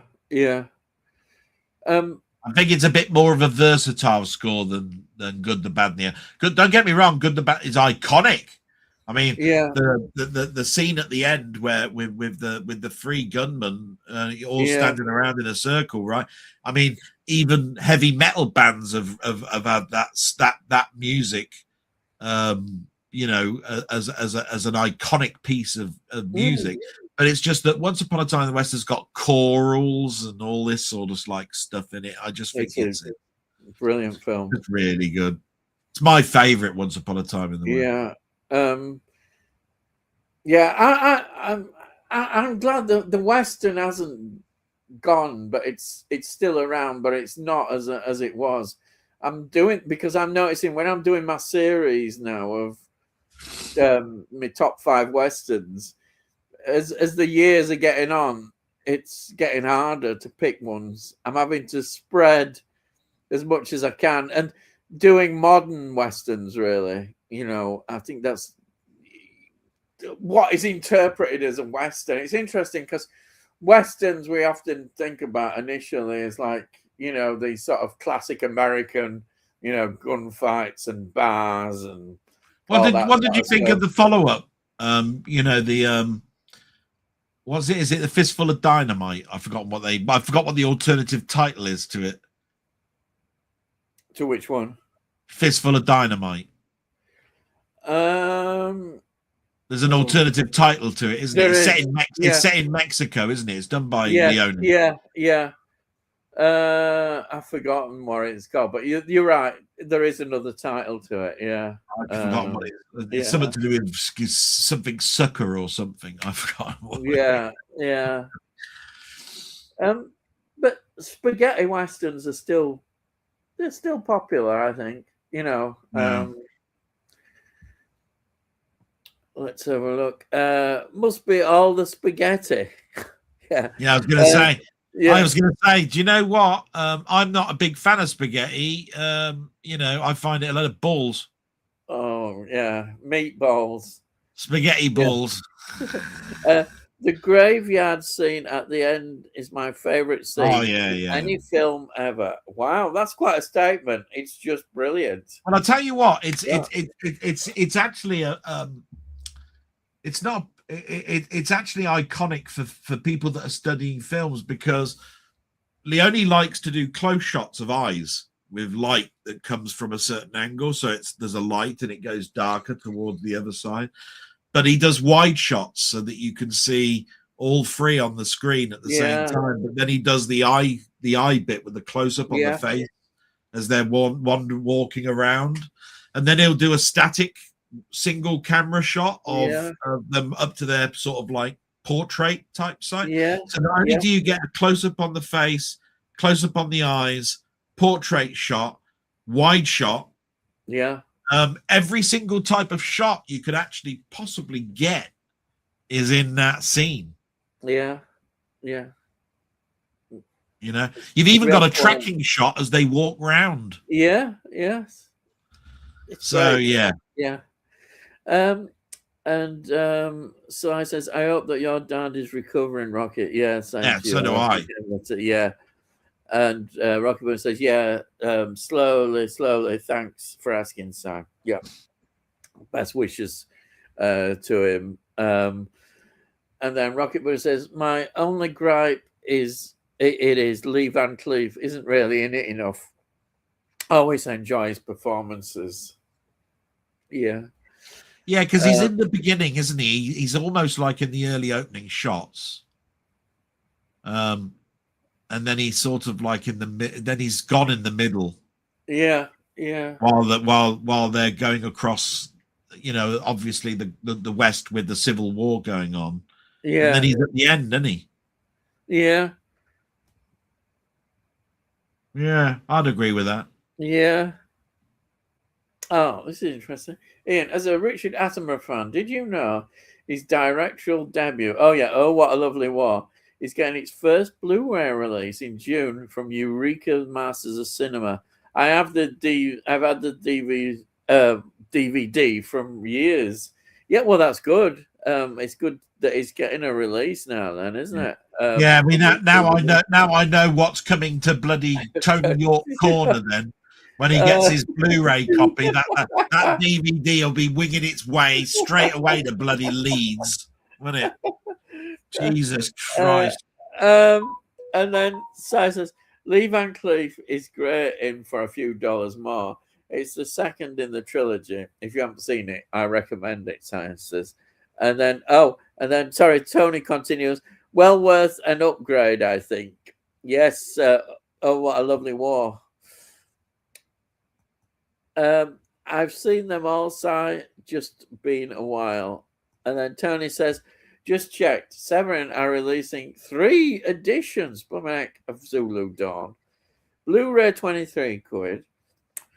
4K and Blu-ray combi 30 quid. And 4K Blu-ray special collector's edition with postcards and booklet 43 quid. Blooming heck. Prices are going up, aren't they? But I do like the fact that they're not holding back with we're only going to do a 4K and a Blu-ray. Yeah, I do like the fact that they're doing a sort of cheaper option where you just want the film and then you've got a 4K. Yeah, and a collector's one for the people that really, really want the deluxe edition. Because Denny actually said in a comment on my Ben-Hur that he'd bought the standard edition, and that's because he didn't need the posters and the cards and all of that kind of stuff. And I said to him, do you know what? You're quite right. It should be about the film. The film should be that, and then you should decide for yourself. You should then decide for yourself, this is such an important film to me that I want the collector's one because I've got a sentimental nature to this. You see what I mean? Yeah. And they did do 3 versions. There is a standard, a steel book, and a collector steel book. Right? I bought the collector steel book because Ben-Hur meant a lot to me. Yeah. I loved it, Yeah. But I could have easily have gotten away with just the steel book, or I could have easily have gotten away with the slipcase standard clam thing. Yeah. So.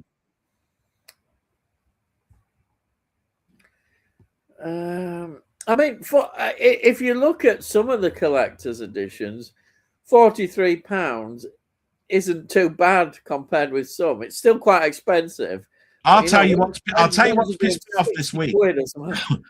I'll tell you what's pissed me off this week.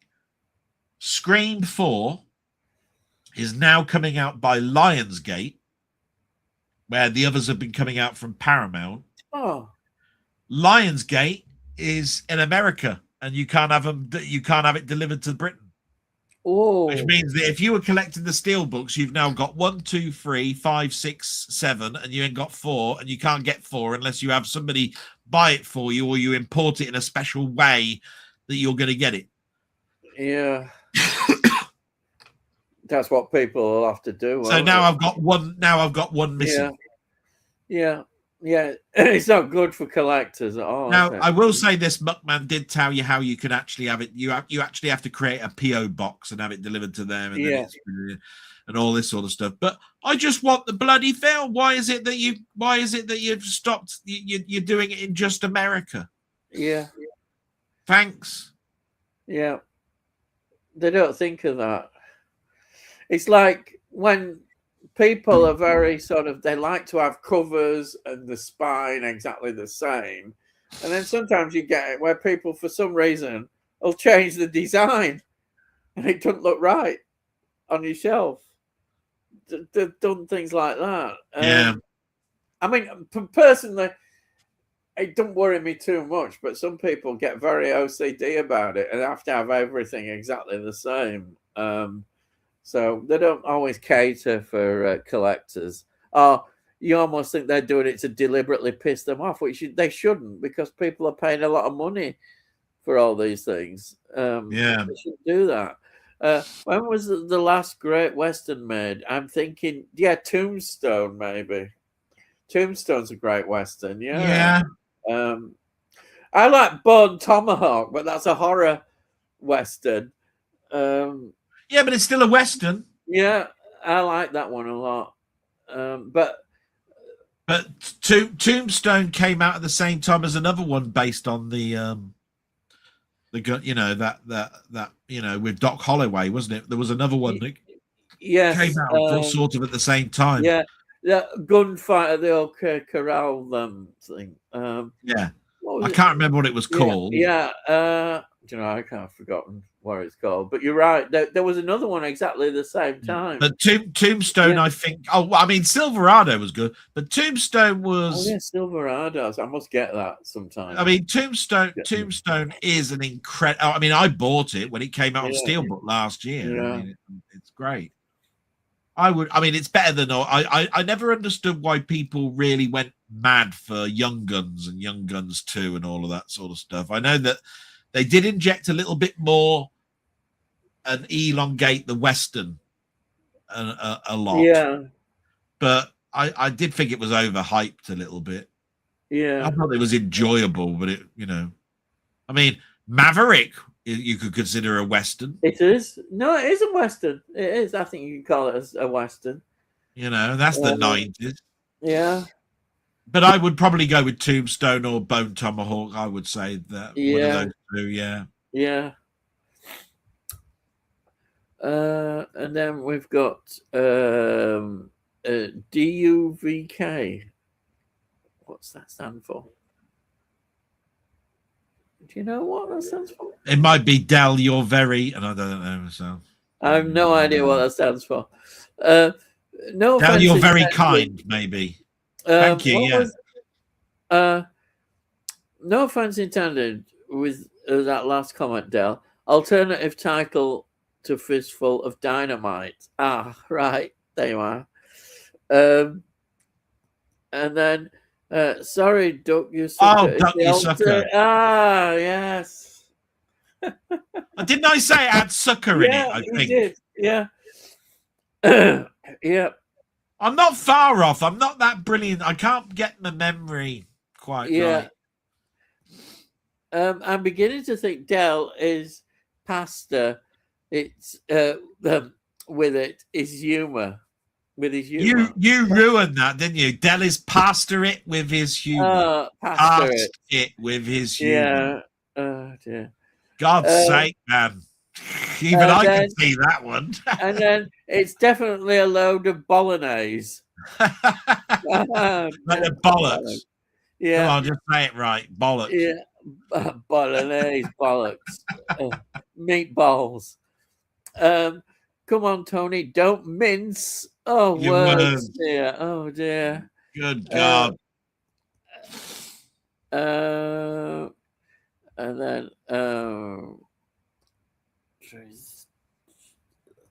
clicking that one. There we are. You've got me in a stew now, Rocket. Oh, Jesus. No, really, we are scraping the bottom of the barrel, aren't we? Yeah, I'll tell you. Stop making me hungry. Yeah.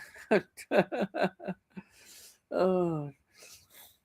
And then Rocket. Somebody's bound sure to use casserole or cottage pie in a minute. Just notice a few new films added to the 4K 3 for £50 promo range at HMV. Time to get another 3, I think. Yeah. And then There's some eBay sellers who seem to specialize in US and European imports, Del. Yeah, I think that's right. Yeah, might be worth checking with regard to Scream film. Film Treasures springs to mind as a seller, along with Strange Vice. Yeah, I've seen that Film Treasures. Yeah, and I think Denny told me that there was a particular seller on eBay that does it, because I got my Somewhere in Time through eBay, if I remember rightly, because that was done by Kino. Yeah, and they don't send to Britain either. Kino. Yeah, Kino Labra or whatever it is. Yeah. It's a hassle. Yeah. And then of course you find out later on that the British one was announced a month later or something, after you've just ordered the bloody American one. Yeah. You know what I mean? It's like pain in the ass. And then of course, if it's a steel book, you get it, and post office or whoever has been tossing it about. Yeah. You might get some dents in there.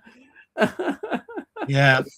And then toss up between Tombstone and Unforgiven for me. Oh yeah, Unforgiven, yeah. And then Tony says it's deleted my comment, which was "Duck you sucker, bloody YouTube again." Yeah, YouTube. Kramer says Wyatt Earp with Kevin Costner was the other film out at the same time. Yes, as Tombstone. That's the I one. couldn't remember it. It's his Wyatt Earp, isn't it? Yeah. And then Si says, who will be watching the first 2 episodes of Series 5 of The Boys? It's the final season, and I'm expecting lots of blood and gore. I've never seen it, so I know it's on Prime, isn't it? Have you seen The Boys? I've seen lots of Boys. They sort of like they go to the school up the road, Really? Some girls go past our house as well. Anyway, The Boys. I think I've mentioned this before. I watched the first season religiously. Then, of course, a lot of things happened. It's based on a comic book by DC, Detective Comics, Batman, Superman, all of that, The Boys. And I've heard nothing but good things. They've kept the quality, I think. I think they did turn around and say season 4 slumps a little bit. And I really do need to go back to it. I think what is a rip-off is they've been talking about Stranger Things coming out on Blu-ray finally as a complete box set with 20 hits, and it's £199 or something. It's like, how much? I don't know if it was because it was 4K actually. That's a hell of a lot of money. But I don't know if it was Blu-ray or 4K. But maybe what happened with Stranger Things was that they brought out the first 3 seasons on Blu-ray, then stopped. Oh. So now I think that you can't get us. If you want season 4 and 5, there's going to be no season 4 and 5 separate. You have to buy all 5 seasons, which means all those people that bought the seasons out for 1, 2, and 3, and now got to flog them if they want to have all 5. Or they're going to have 2 lots of seasons 1, 2, and 3, aren't they? Some of them bought pirate copies. But I believe it's like $250, I think, for this complete season thing. But again, we shouldn't be negative, because TV in 4K is quite rare still. Yeah, it is. Yeah. I've never seen Stranger Things. Does it live up to the hype? It's great if you like 80s, because it's everybody that comments that I've ever heard a comment make about Stranger Things isn't the 80s vibe brilliant? You get to hear the soundtracks of the 80s, the style of the 80s, they're going to the cinema, and as you see the posters of the 80s, and all of this sort of stuff. So it's sort of like it's the vibe, I think. Nostalgia. Because it's well thought of, isn't it? Apart from, I've heard generally very positive things about it. So, although I heard the first, they did season 5 in 2 parts, part 1 and part 2, and I heard part 1 was that people were very disappointed with. were they?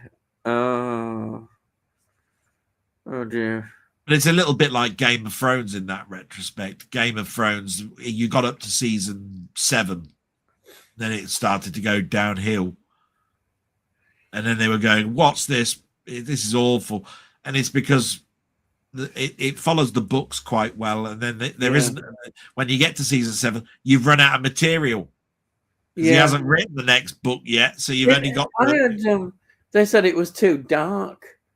Oh no! One episode there was a big fight scene between the winter between the winter sort of like zombies and the north.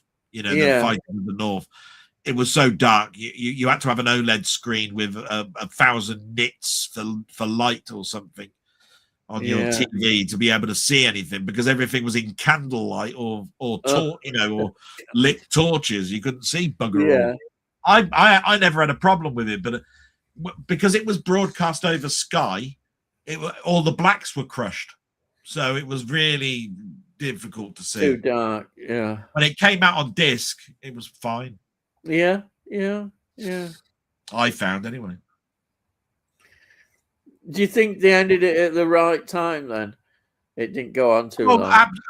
Absolutely, but the thing that ruined Game of Thrones for me was the very last episode. It was atrocious. The way that everybody split up and they went into their own different ways was awful. How that was handled was awful, and you had the greatest program probably ever in Game of Thrones. I mean, everybody was after Game of Thrones. There was a documentary afterwards telling you what you'd just seen, and you were contemplating who was going to die in the next episode, and there was all this going on. Built a big discussion and that about was it every year. Remember, there was an 18-month gap between one season and another, right? Where everybody was going, "When's it coming back? When's it coming back?" The hype was there. And then, of course, you got to season 7 and 8, and people were going, I'm seeing the writing on the wall here that they don't know what they're doing with this. And then the last episode came out, and they went, "Is that the end?" Oh dear. Bollocks. That's what they were doing. And I can understand it a little bit. Did they do a spin-off series from it then? Oh, they have done House of Dragon, which is all right. Yeah. And they've done that half an hour, 6-episode thing about the Knights of whatever it is that came out. We talked about it several weeks ago, and I said I watched it and thought it was all right. Yeah. But there was a character in it called Egg. Does that ring you any bells now? That there was a character called Egg in it? No. You do switch off, don't you? Yeah, I do switch off. It's a cracking time I have. It's no yoke at all. Usually when I'm talking, you switch off. It's like, Dell's talking, I'll switch off again. Because I've seen you do this. Yeah, it's just my brain is going senile. That's because I'm boring. I get it. Yeah. It's all right. No, it's not boring.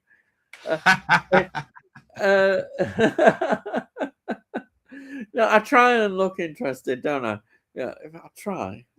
But I am going to check on my mother one more time, and remember, I do apologize, but I do have to stand up for about 10 minutes because I've been sitting down for a while. So it's all right. Yeah. Okay. Right. And then Tony Hayes, a modern-ish Western. I enjoy the Australian set one with Tom Selleck. Oh yeah, Quigley Down Under. Definitely. I think that's one I've got to watch. I have got a copy of that. I think I definitely got to watch that one. It's supposed to be really good. Because Australian Westerns really good. They got their own flavor, I think, to it, and they're really good. I like them. Australian stuff. I like Australian films are pretty interesting. Definitely. Quigley Down Under. It's in my collection over there. definitely one I will use. Yeah. And the steelbook of Ben Hur looked beautiful, Del. It did look absolutely wonderful. I saw his review of it. He did a review, didn't he? What can I say about Ben Hur? It's an all-time classic film. It's just one of those all-time classics. When they made these epic films, it's I mean, it's 1959, isn't it? I mean, and it looks fantastic. The prints that they used, and it doesn't feel like some more modern films. Some of the modern films don't have that look about them, do they? They just don't have that epic, wonderful feel about them. It's a shame that as the epic disappeared. Well, I don't know. It's going to be interesting because this year we've got the Odyssey coming out, which I imagine the Odyssey is going to be good. I think it's going to be good. It's a Nolan film, and I'm looking forward to it. I just hope it doesn't disappoint. It'd be a shame if it disappoints. But yeah, I think bringing the epics is good because I know Ridley Scott did his Napoleon one, and it flopped, didn't it? They didn't get a proper cinema release. I know Delboy is a big fan of the Napoleon one, and it's such a shame. Do people want epic films anymore? I don't know. I like to see more epic films, and I'm hoping if the Odyssey does well, then that might be a good sign that they'll do more epic films. I hope so. I mean, there's just loads of subjects that they could do and delve into. I'd love to see it. I'd love to see more epics. Yeah, I mean, they used to do them. They used to do lots of them and get big casts as well, where you get just wonderful set of actors just all thrown in together, and the colours just look absolutely brilliant, don't they? You look at them and think, wow, just absolutely brilliant. Have we got actors like Charlton Heston anymore that do these kind of epics? I don't know. I don't know if we have got those actors. We'll see what happens, but definitely the Odyssey is something I'm looking forward to because I remember reading the books. It's all those wonderful Greek mythological stories. It's wonderful. Yeah, absolutely love it. So I'm hoping that the epic will carry on. There's still room for it. Long films. Let's have. I think the problem is I've said it before, but then again, hopefully, we'll be proved wrong. That they shy away from very long films because a certain generation now, some of them just haven't got that concentration anymore about watching films. But I don't totally believe that. I mean, hopefully we'll be proved wrong.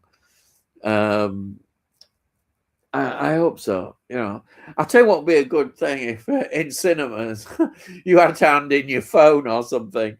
I wonder how do I do that? That they have to actually sit and watch a film without being on the phone. That would be good, wouldn't it? Stop them. But I suppose that you then say, well, I'm not going to watch it then. But that would be a good exercise, so that they're forced to watch the film rather than the phone. I like longer films, and I like films that sometimes just build up. You get characterizations, characters. You get to know characters more, and I like that. Sometimes you don't get that. And again, it's something people, should get into. I like to be surprised and learn about characters, and you follow a journey in a film with a character.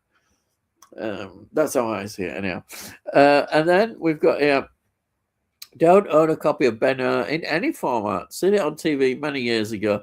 Think the lengthy running time puts me off a bit. I can understand that. Yeah, I've just got the Blu-ray of it, and I'm happy with that. It looks good on the Blu-ray, but it's for me. It's more, I think, as well as I told you about the memories of going to see it at the cinema with mum and dad, and being and having the interval there. Watching a film with an interval because you needed an interval, I think, and getting all the ice creams and drinks and the lady with the tray and that, all that wonderful stuff. Yeah, fantastic. Because there's no worse than wanting to go to the toilet, is there, in a film? And holding on, or do you hold on? And if you can't, you have to go, and then you're rushing to get to the toilet, and then rushing to get back. And it's not good, isn't it? You might have missed some important part of the film.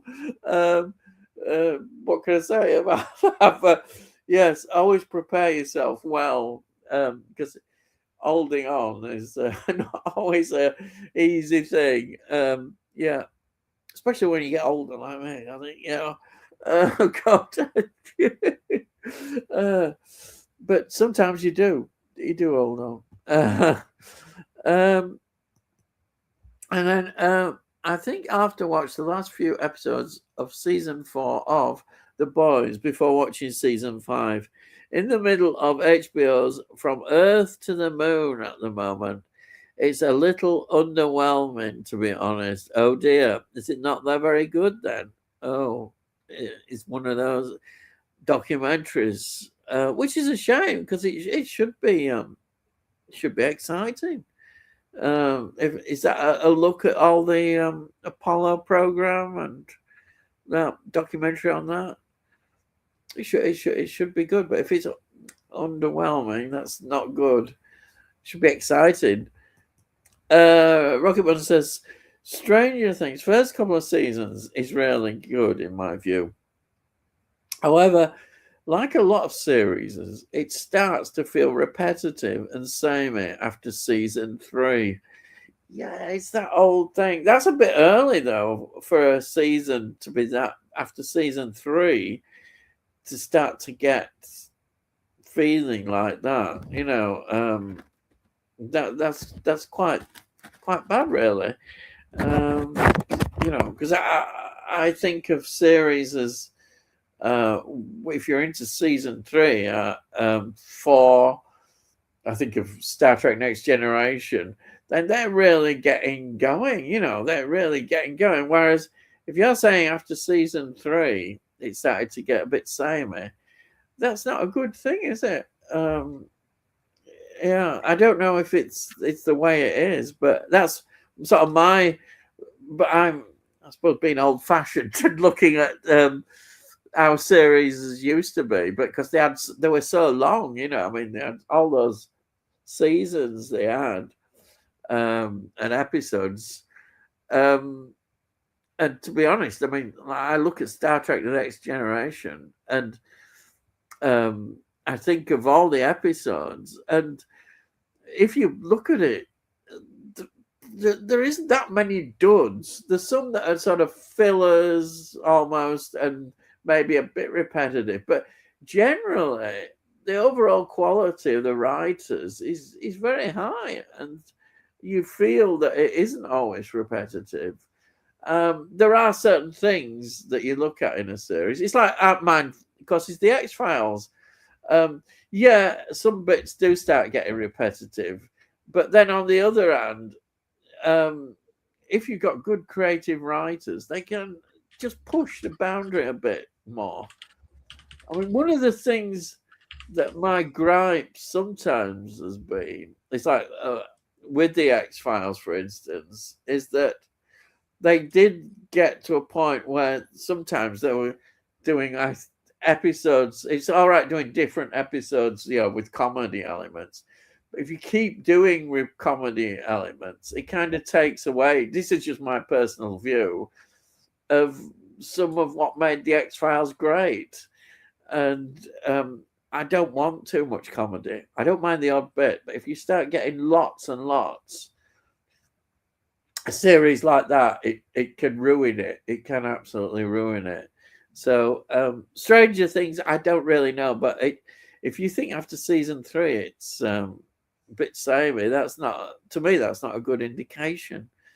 And especially nowadays, you don't have as many episodes. You know, I don't know what your view is on. You see, I can't really speak about Stranger Things, but you obviously know it. What's your opinion about Stranger Things? Well, first of all, I want to know what Stratanga Things is. Because, I mean, what the bloody hell's that? Has he been... Right. I'm sure he's doing that on purpose so that you said it all wrong. I said it all right. I said Stranger Things. I know Rocket Bunny too well. He did that on purpose. He hasn't got keyboard stutter. He did that on purpose. It's an interesting subject, really, and it's one that you could probably spend quite a bit of time on, because I felt the same, and this is going back a few years, with Smallville. Smallville came out. It went on for what, 10 seasons? Yeah, a lot. Yeah. And even halfway through the first season, I thought this is X-Files with Superman, because it was like the Monster of the Week type thing. Yeah, you know? yeah. There was, and then they started doing stories that interpolated between each other, and they started doing like they do with Doctor Who, which is having an underlying thing all the way through the whole of the season, culminating in the last one. But I was disappointed with Smallville anyway, because how I mean, the end, you knew, you like a lot of films, sorry, a lot of TV series where it's based on Batman or based on Penguin or whatever. You know where it is. It's going to go. The end story, the end story is Bruce Wayne gets his costume and turns into Batman, or the Penguin has something happen to him and he turns into that monocle wearing, cigar, cigarette smoking, whatever it is. You know, the end. So at the end of Smallville, at the end, you saw the Superman costume for about 1 second, and that was the end. Yeah. And you're going, so I've watched 10 seasons to get to that point, did I? Jesus Christ. And you feel disappointed. So with Stranger Things, you could turn around and say, why is it samey when there's only 10 episodes per season or something? It's ridiculous. Because like you're saying, with Star Trek The Next Generation, it was like 23, 24 odd episodes per season. And it really started to get good from season 3. And then 4 was great, 5 was great, 6 was great, 7 was great, and it ended. It was like, bloody hell. And when you watch stuff now, you look at things now as being total seasons, where that season was pretty shit, really. There was a couple of good episodes, but it was pretty shit, really, wasn't it? Bad. And you're not looking at it like, was I entertained that week? And that's because, and I think the whole point of it is, we've turned into binge watching, and when you binge watch something, you sort of have an impression of the whole thing very early. Where when we were watching Star Trek: The Next Generation, we were waiting week by week by week by week by week by week. We had the luxury then of buying physical media and then watching them all when we want, choose the episodes we wanted to watch, all of that sort of stuff. In many ways, when I was talking about that season, that program called The Burbs, right? Yeah. You can watch all of it now, or you can wait week by week and watch it. And I'm watching it week by week. And I've made that conscious decision because I although I might go, I really want to watch the next episode now, I'm looking at it like, no, I'm going to watch it like I used to. And that is, I'm going to wait till the next week. You know, I might enjoy it better. Yeah. You know what I mean? So I look at it a bit like that, but yes. So do you agree on that then about Stranger Things?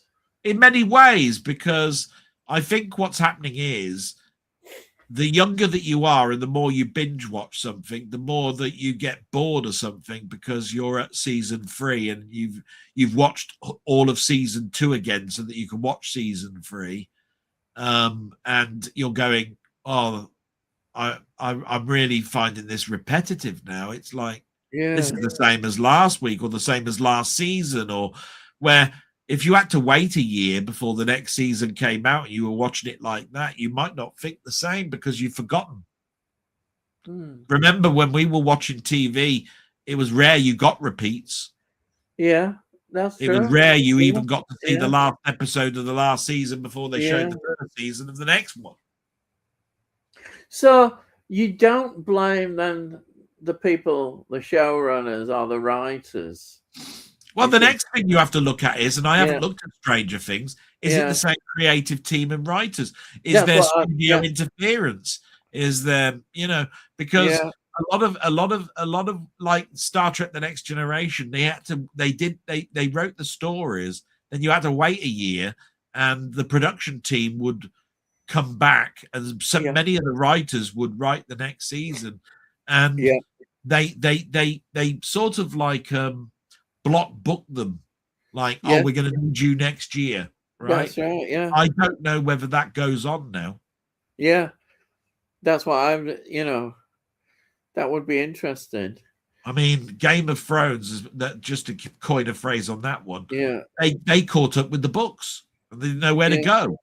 Yeah, I mean, you can argue as well that the writers haven't got as much freedom if they're limited with episodes. They have to drive on the episodes more, because the story has to drive on. Whereas, like when we were watching, say, Star Trek Next Generation, they could go off a bit. We could learn a bit more about other areas that they haven't got the luxury to do now. So we lose certain aspects, character development. You have to get in with the story. Yeah, that's the thing. Does story matter more than the character development? Well, yeah. And the other thing about it is, where was I going to go with this? I had it in my head then, and you started talking, you bastard. Thank you. Hang on. It'll come back to me in a minute. Little shit you are. Where was I going to go with it? I've forgotten now. There's been a lot more. There's been a lot more writers' strikes and all sorts of strikes that have interrupted the flow of things. Do you remember Heroes? Yeah, first season was like astronomical, right? Yeah. Writers' strike suddenly turned up. You watched the first couple of episodes, which were already in the can before the writers' strike came in, and you thought this is quite good. Then it went to shit. Yeah, it was. But they continued from the point where they were, and they lost that momentum, and it was like, that's wow. Right. Very true. And I think certain things like Stranger Things and all of that is part of some of the problems. Yeah, it can be. Anyway, I'm just saying that I'm throwing that into the mix along with everything else. I was just wondering that if sometimes writers are put under pressure by the people in charge and say, we want it focused on this area and we don't want it going off anywhere else. Because as a writer, you get creative and you probably think, oh, yeah, we could take it in this. But they're probably not. They're saying, well, you're not employed to do it. You've got to drive the story in the direction that we want. As I'm in charge of the program, this is what I want. So maybe you lose that freedom as a writer. Yeah, like I said, the whole thing is it's sometimes a writer is promoted to script editor. Yes, yeah. And the script editor used to, the writer used to go under a different script editor, and he was sort of like the filter. And then that person suddenly becomes the script editor, and there's no filter anymore. And he's going, oh, no, I don't want that idea. I'll have this idea. And then basically it all goes to pot. Yeah. And then you've got somebody like, is it Kurzman with Star Trek? modern Star Trek. It was just totally dominated everything. Yeah. It's like it's become a It's his closed. vision or go the highway, you know what I mean? And it's Yeah, like, what? that's it. And if you're a writer who's as living it is, you've got to go with that, haven't you? Yeah. Because your script might not get accepted. So you've got I mean, to look at that way. Starfleet Academy. I mean, Christ. Oh God, thank God it's been shelved, hasn't it? Yeah, After but one I'm a season. bit confused on this. I think they've been commissioned for the second season, and I think some of it's in the can, but that's the end. Yeah, I remember. I don't think. I think that's it. I think there is. It hasn't been completed. There is some in the can. I wonder what they're going to do. Are they going to just not bother showing them? Well, that's the thing. Yeah, they may well do that. The internet can sometimes as well be an Achilles heel, because if I remember rightly, Chris Pine turned around and said when Starfleet Academy came out, I'm done with Star Trek stuff. There, Yeah, they asked me to do a film now. You can forget it. It's seen all that sort of how stuff. rubbish it was. Well, when you get someone like that come along and say that, then that's the death knell for a start. It is, because everybody else, all the cast followed, didn't they? All the cast of the Star Trek films said, "No, we're not going to do any more." And that was it. Yeah, it's a shame. Right. We've got here Sai saying, Rocket Bunny, I watched a 13.5-minute catch-up video on YouTube by Screen Crush. What are we talking about? I missed out. I don't know. You? I came back as you were talking about From the Earth to the Moon, I think. Yeah, I'm just looking above that. About the boys. And what was being said about From the Earth to the Moon? Because that's a mini-series thing. It's a little underwhelming. That's what Rocket Bunny felt about it. Oh, okay. Yeah. I remember From the Earth to the Moon coming out. It was many years ago. It was a HBO thing. Right. That's it. Yeah, he says HBO. Tom Hanks is the driving force behind that. In the same way that the Pacific was. What's that one? I think it was Band of Brothers. Yeah, they're all Tom Hanks. Yeah, after that. Then he went off to be executive producer of things like the TV years, you know, where he talked about the decades of the 70s and the 80s and the 90s. He became executive director, talking about how TV has changed, you know, on how black actors are in it now, and how comedy was done, and how sitcoms became the king and all of this sort of stuff. I thought From the Earth to the Moon wasn't too bad. I can understand though it's a bit underwhelming. Yes, a little bit. Yeah. It's a bit Band of Brothery-ish. Is it? Oh. Yeah. I'd have preferred. You see, what they used to do was they used to do a dramatization, and at the end you had the actual the actual NASA pilots or whatever it is talking about it, you know, at the end, you know, their thoughts and things. So you'd have Jim Lovell turn up when it was talking about Apollo 13 or whatever it was. Yeah. And that made it interesting. But it's whether you liked what the actual episode was before the end. Because the end was the bit that was interesting, because it was like, that's pure documentary interview bit. The other bit was the dramatization bit. Yeah. You know what I mean? Yeah. And you can throw as many special effects as you want at it. Yeah. But that doesn't make it great. No. And then, I will say that, yeah. Screen Crush is saying, okay, I'll have to look for it.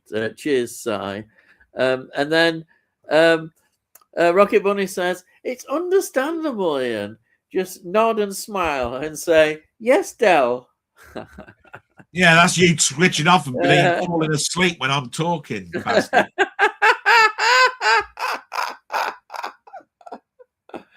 Oh, dear. Oh, dear. So I'm used to it now. You all hate me. I get it. You all hate me. What, for tea or dinner? I said hate. It's you that gets it wrong. You. I think we could hate you. Cannibal Delboy. Yeah. Do you have a favorite John Cusack movie? Mine would be Con Air. I don't know that much. Was he in Gross Point Blank? I don't know. The one with Dan Aykroyd as the two assassins coming after him and all of that. I don't know. The only one I know of his films is Grifters. That's John Cusack. You've got 2010, that disaster film, haven't you? Yeah. I think he was in Gross Point Blank. I'm pretty sure he was in that. Yeah. Oh yeah. Look, here it is. Look underneath.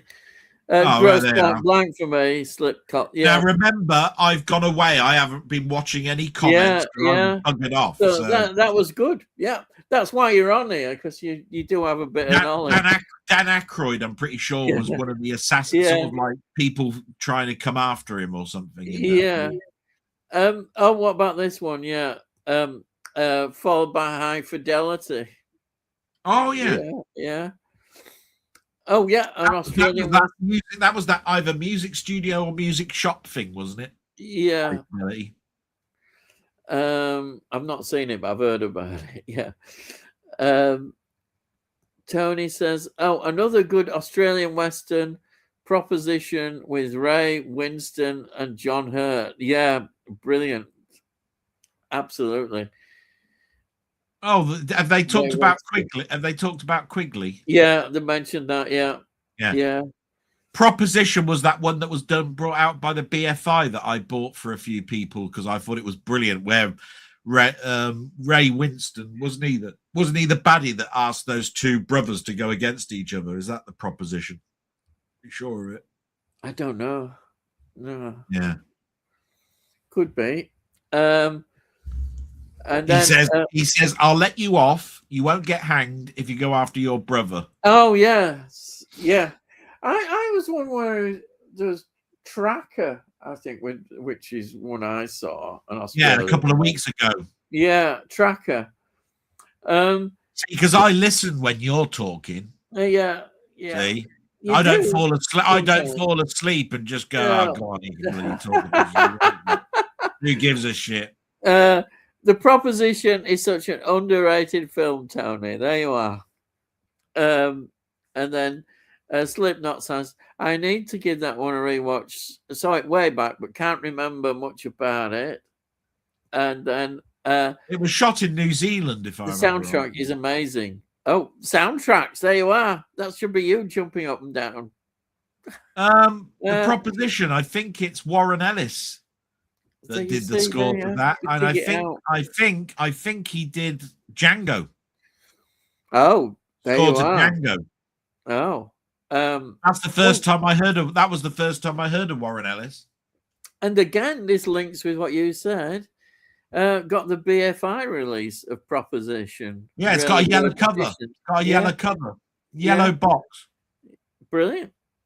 And then Sai says, Tony, I remember watching it in the cinema. I was the only one there watching it. Oh, well. There's nothing wrong with that. Ian, to pee or not to pee? That is the question. 'Tis nobler and all that stuff.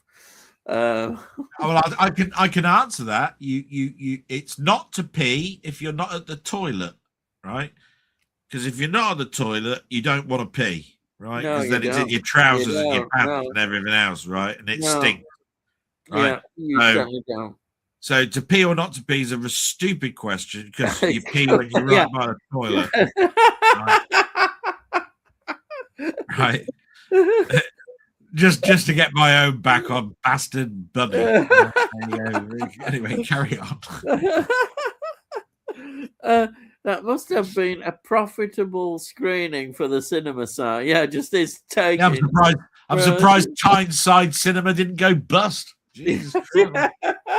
Good job they got all those other films going on. Yeah. Oh, here you are. This mirrors what you said as well. Ian, From Earth to the Moon is a fictional series produced, directed, and presented by Tom Hanks. made in the 90s after film Apollo 13. Similar to Band of Brothers, later after Saving Private Ryan. Yeah. He became a big executive producer of a number of shows, and like I said, he did these TV ones, like the decades, like the 70s, the 80s, and they had shows like this is what was going on in TV, this is what was going on in politics, this was going on in the news, this was going on with murders, this was going for the whole of the 70s. Then he did it the same for the 80s, then he did it the same for the 90s, then he did the 2000s. I think he stopped there. But what I'm trying to say is he had a hit formula, and he then continued it. So the same thing happened with Band of Brothers for From the Earth to the Moon, and see what I mean. So Tom Hanks is a really nice guy, and I've got a lot of time for Tom Hanks. But I do see that he hits on a formula and then copies it and then continues it all the way through because he knows what works. Yeah. He knows what works. He was on the news this week because Trump cancelled one of his awards he was going to get for being a humanitarian because he badmouthed Trump. So Trump cancelled his award ceremony. Yeah. What about the astronauts? They snubbed him, didn't they? They didn't want Trump coming on. Yeah. Yeah, there's no Nixon phoning up the crew and saying, well done and thanks from America for doing all you're doing and all that sort of stuff, is there? No. Oh, yeah, another conspiracy theory I heard was, how come Nixon was ringing up the moon on a landline? Oh, for crying out loud. Yeah, I heard that one. You go...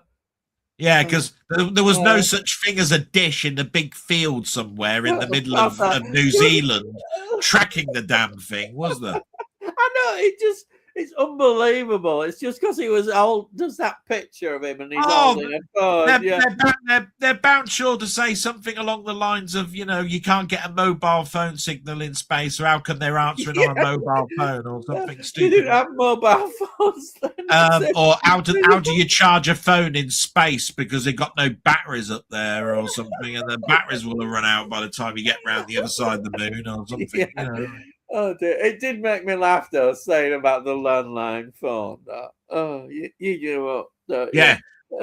That's the biggest can with a string I've ever seen in my life. How long's that piece of string there? How many thousands of miles away now? You know what I mean? Talking into the can, yeah. Can you hear me? You hear me now? I know. Jesus Christ, man. I know, it's how daft they are, isn't it? It's just unbelievable. Because the other thing about flat earthers is that they keep bringing in things that science is, what you have to understand is science is progressive. Physics and all of this sort of stuff, right? It comes in with calculations, which is why we're always trying to understand the universe, right? Yeah, and they keep coming in and saying, because, there was a telescope and a man found Pluto back in 1912 and all of this sort of stuff. And, yes, our lenses on our cameras are so much better now. You just want to just turn around and say, are you being serious here? Because they're turning around and saying, because it was proved that back before the Romans, right, they looked up in the sky and they said this, so it must be true. Because the Romans didn't talk to them. That's right. What? Are you serious? Right? We now know that there are things past Pluto. Do you understand? Because we've got things like Hubble up there. Yeah. Oh, yeah, Hubble. How does Hubble work? Because we got a flat Earth, right? Surely, right? If the sun shines through that lens of that Hubble telescope, it must be burning a hole in the earth then, mustn't it? Because the refraction would burn a bloody hole straight through the earth, wouldn't it? If it was, for goodness sake. Oh, yeah. Oh, my God. Oh, and the other argument, is it the Van Halen belt? Oh, yeah. You're not supposed to get through that, duh. Oh, dear. what do you think they do? You have to have a person in the Van Halen belt for over a week or something, right? For it to kill someone. And they're going thousands of miles an hour through this belt. Yes. They're in it for about, I don't know, I think it's 45 minutes.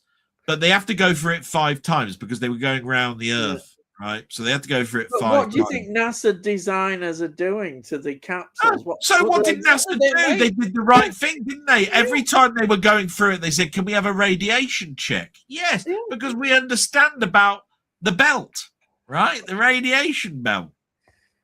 Right? We understand it's there. Yeah. Honestly, I really want to get angry now because it really does. I know, they're just I just laugh at how ridiculous they get. They go from just ridiculous. It's unbelievable. It can't be right because I watched 2001. You know what I mean? Yeah, the Kubrick knew it all.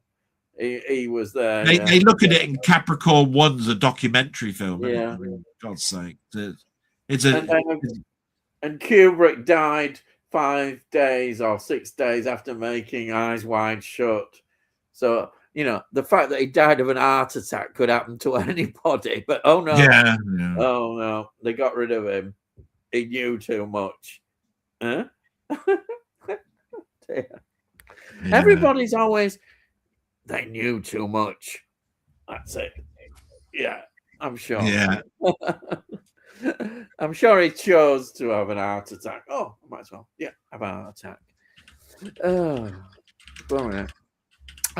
Stranger. Oh, he's put that Stranger. Stranger sounds like Russian baddie in a James Bond film. Stratanja. Oh dear. And then Rocket Bunny, after watching the first series of Fallout all in one go, when they released all the episodes at once, I was surprised watching season 2 each week, one episode at a time, felt a lot more enjoyable. Just what you said. Well, I put it out there. Yeah. Because that's how we used to watch things. But I'm a bit of an old fuddy duddy, you see. Yeah. Old school. Old school, lad. Old school. No, I think, I mean, obviously, I remember when you'd have cliffhanger episodes in Star Trek as well. And that was great, wondering what the hell was going to happen. And often they were at the end of the season. So you'd have to wait a whole blooming, a hell of a long time, didn't you? Before you knew what was going to happen. I'll tell you what, there was the biggest eye-opener for me. I went over to the States a lot in the 90s. I've said it a lot of times. I went twice a year for a decade, right? And I used to watch Star Trek: The Next Generation when I was over there, right? Purposely, I wanted to know because we were behind watching, right? Yeah. And it annoyed me how, you watched, there was a intro to the episode, then an advert, then the music would come on, then there was an advert. Yeah, horrible. Yeah. Right? I was going, bloody hell, how are you supposed to concentrate on what's going on with the story? Because there's a bloody advert every frigging 4 minutes. They even split an advert between when the titles came on and it said created by Gene Roddenberry, bloody advert again. I was going, Jesus Christ. Unwatchable. I couldn't watch that like that. Yeah. You can understand why cable TV became popular. Yeah. I had it then. Because at least you could watch whole programs without all these adverts. I mean, that's ridiculous, isn't it? But on the way some are filmed, you can tell when the adverts are supposed to be on, can't you? Yeah. Yeah, you know that the adverts would go in that particular place. Yeah. Which, well, on ITV, it was every 15 minutes, wasn't it? Because if you had a half-hour show, you'd have the beginning advert and, second section. Yeah. And you had the adverts in and there was a cliffhanger between those two sections, and that was pretty easy to understand. And of course, in the States, they had Act 1, Act 2, Act 3, Act 4, prologue. Yeah. That was the Invaders, wasn't it? The Invaders. Yeah. I'll tell you So what I used to like that because it used to say Act 1. Yeah. Okay, what? Act 1? All this. I'll tell you what annoying. ITV coverage of football. It is the most annoying pile of shit. What was that? Sorry, what was that? For ITV's coverage of football, live football. Isn't it awful? Absolutely awful. It really annoys me. No wonder BBC do better with football coverage, because you don't want to be watching all that, do you? I mean, I tell you what, it works for horse racing, doesn't work for football, rugby, or anything else. No. I mean, that's why I always get annoyed with World Cup, because if you get a good England match, say it's on ITV, then it's annoying, isn't it? It's just so annoying. That's why BBC always win hands down. So you don't have that annoying stuff. Actually, that's going to be interesting. We've got a World Cup year coming up, haven't we? Yeah. Oh, will it affect the Friday night? I've just looked in the comments. Heads up, Jim Jam's in the bloody room, right? I wonder what question he'll ask. That means 15 questions on network. Right. I know we'll get one. And then everything that he's bought this week will come up as have you ever seen this? Have you ever seen that?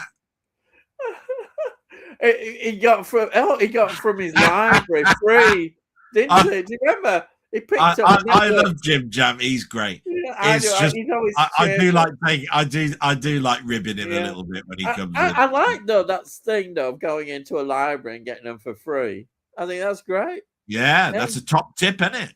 Yeah. If you got a library, go and have a look in the library. You might find something. He did, didn't he? He did well. Did well. Right. A little sod. Yeah. It says, I keep putting off watching Fallout. I need to catch it, but something else comes along. I don't understand that. Yeah. And then Tony says, I need to get to the end of season 2 because I've watched all of season 1 and I've watched about 4 episodes of season 2 and I haven't got caught up yet. Yeah. Trump is the one who needs cancelling. You said it. Yeah, he certainly does. Rocket Money says, if you like the games, it's no-brainer. If not, it still holds its own to a more casual audience, I recommend. What's that one he's on about? Is this might be Doom? It might be Doom. I don't know, because I missed a section. Yeah, I think it might be Doom again, isn't it? I thought we mentioned that one. Tony, I got a Facebook ban for posting "Where are the next generation of John Wilkes Booth or Lee Harvey Oswald when you need them?" Oh God, yeah. That's going to get you banned for a star, isn't it? Oh dear, somebody's really watching. Oh yeah, and then Rocket Bunny, the Van Halen belt. So that's where he went, where he died, playing his electric guitar. Oh, Van Halen. What did you say? Halen? I thought you said Alan.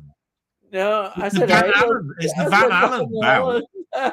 Did you say Halen? I think I did. Did you say that, you daft song? Yeah, I did. You see, I only heard you say Alan, so I thought. No, I think I might have said Alan, but no, I may well have known me. But I like it, even if I didn't. It's a good one. But I may well.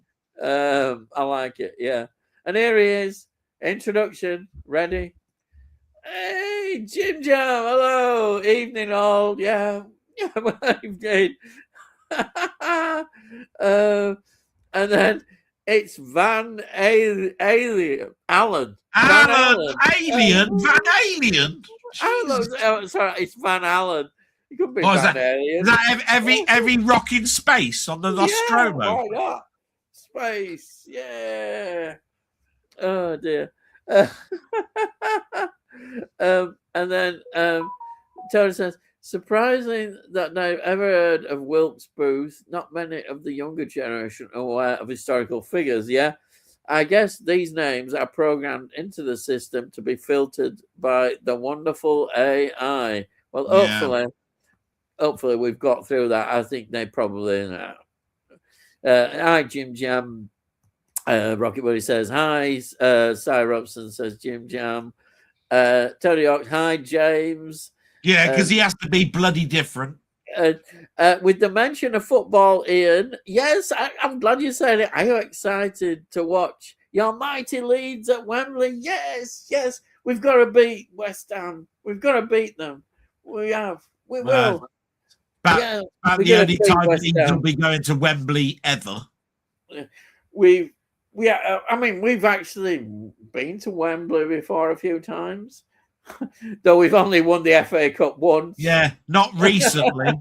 I think it's nice to say that my team has got. I know you're promoted. They've only got 4 points to get in about 8 games. You're gonna get promoted. God, you'd have to be really bad to blow that. You're gonna get promoted. Yeah, easily. And then you can be near the bottom with Leeds next season. Yeah, well, it will be next season. We will be down. You'll be fighting with us to stay up. After watching some of the games, you could say they're going to be at the bottom. Yeah, yeah, but it's part of. Isn't this? This is the difficulty that I get for me is that you have a team that do incredibly well, like Coventry have done this season, which is the first time in absolute ages. What'll happen is they'll probably keep Frank Lampard if he doesn't bugger off himself, right? But they'll get rid of most of the squad that got them up to that division because they don't think that their caliber will be good enough for the next tier up. Yeah, right.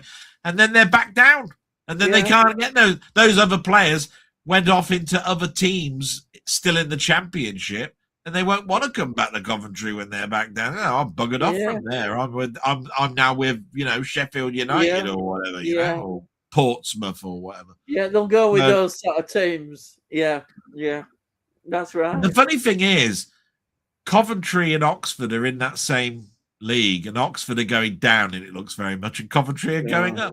And remember my story where I said my dad offered me 2 teams for me to go and watch. It was Oxford or Coventry. Yeah. It's a shame about Oxford. I'd like them to leapfrog Portsmouth, but I don't think they deserve it. I really don't. No. I've been listening to the scores, and they just don't deserve it. Oh well.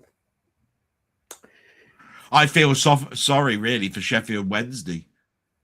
They had no chance. 15-point deduction. I know that does happen, doesn't it, nowadays? I mean, you might as well have just turned around and said, well, that's us then. Yeah.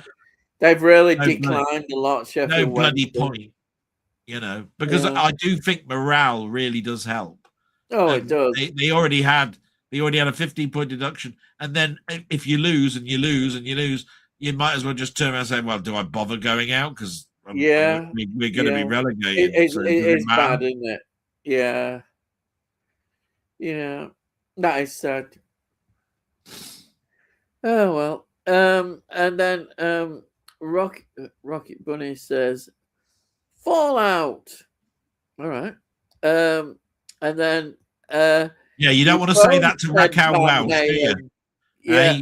You don't want to say that to Raquel Welch, do you, if she was still alive? Fallout. No. They will. Yeah. There was the only reason I mentioned her, by the way, is I saw a documentary of her this week.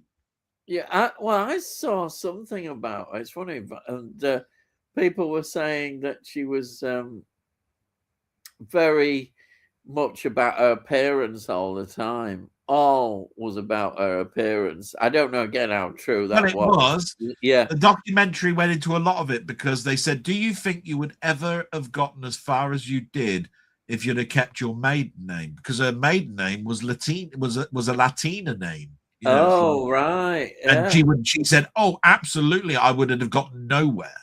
Yeah, absolutely nowhere if I'd have kept that name. I wouldn't have even given a second glance." No. No. No matter how you look. If I had kept that Latina name, because I think it was, I don't know what it was. I can't remember what. Yeah, no, that's true. People, there were certain things you couldn't be. You couldn't. Being a Latino wouldn't have worked. It's same with being, of the Asian descent. But the reason I watched it, I think, was not only do I think Raquel Welch was gorgeous, and I wanted to, and she was in a number of films that I really wanted to see. She was in a Western with Jimmy Stewart, and Dean Martin, I think. Yeah, right? But and she was going to be the next action queen or something. Yeah. And she was obviously in Fantastic Voyage and all sorts of stuff. But the other reason, the other reason I watched it is that she died of dementia, didn't she? She had dementia when she died. Was it really? Yeah. Oh. She was doing all these causes because she created wigs with a company called Wigs You Wear or something like this, because she did a lot of things for cancer and stuff, and she and everybody recognizes Raquel Welch for her hairstyles. Yeah, that's right. Yeah. She made up a company for I think she donated her own hair or something for one wig, where she cut off her own hair and put it in a wig or something and sold it. But she was going to do a photo shoot and she died 3 days after. But she cancelled out of the photo shoot and then died or something. How old was she? Very sad to hear that. Was she in her 50s? Yeah, I think so. But I remember her being in a Morecambe Mindy episode. She was in a spacesuit. She was in this outfit, and you could tell that she loved the way that she looked. That's the thing. She embraced the thing that she looked. Yeah. And if she knew she was being hired because she was going to be in a skin tight spacesuit in a comedy show with Robin Williams, she would have a laugh with it. Yeah. You know what I mean? She'd embrace it. And that's the thing. If you can't take yourself, right, I'm not going on this because you're going to take the piss out of my boobs all day, then you wouldn't get a bloody job, would you? No. You know what I mean?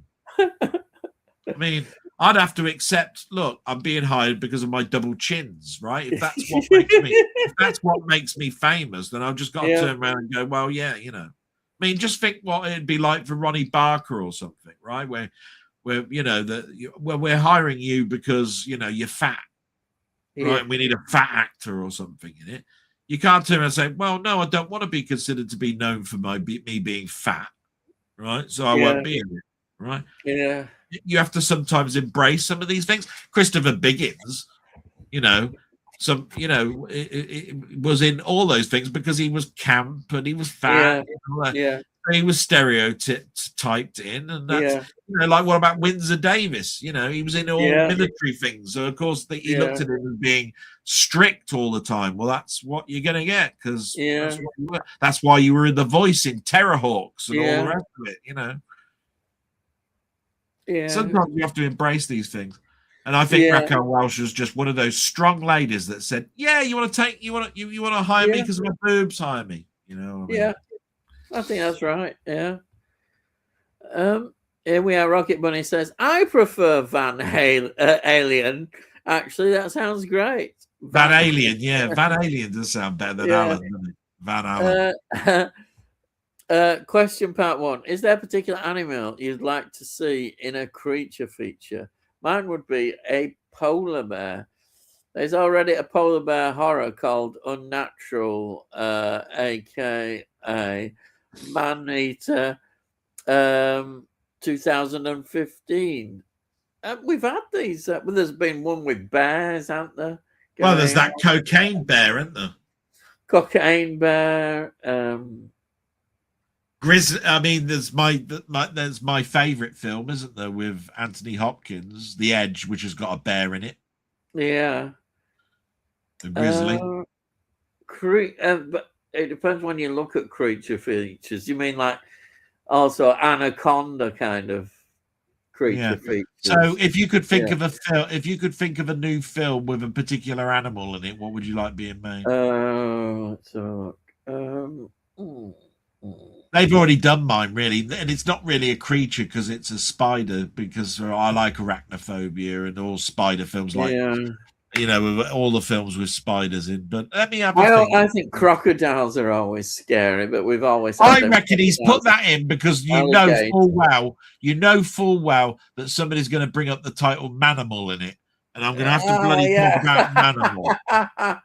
Right? Oh dear! I know full well why you're doing this. Let me think. I'll tell you what. I've got an idea. I've got an idea. What if there was a giant skunk and it stank people to death? So what's happened is that skunks have got in this river and it's all polluted with all these chemicals, and it's had an effect on them. They've become giant skunks and they absolutely stink. So anybody goes near a skunk, that's it. They're dead. They're totally overwhelmed by the smell. That's it. That's my idea. The creature feature. I don't know.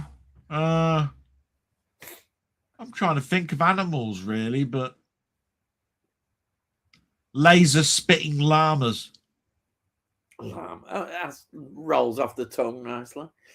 Well, it's just that I like Jeff Minter. He's a game creator. Yeah. And he likes camels and llamas. Oh, right. And he came out with a game. No word of a lie. He came out of a game in the 80s called Metagalactic Llamas Battle at the Edge of Time. Yeah. What a name for a title. Metagalactic Llamas Battle at the Edge of Time. Wow. Yeah. I've heard you mention him a lot, that Jeff Minter. Yeah. He's the one person, if you ask me anybody that you mention about games and that, I will say, oh, Jeff Minter, because you've talked about him so much. You've talked about him a lot. Well, he was such a hero of mine. Yeah. And I asked him a question at a game festival, and I made him cry. Oh, crikey. Oh. And I was mortified. I made my hero cry. Shit. Because I was talking about a convention that he'd been to, and he talking about the fans, and it made him remember his mum and dad. And of course, his mum and dad had both died, and his mum used to be the person that put the labels in the cassettes. And he brought back memories of his mum.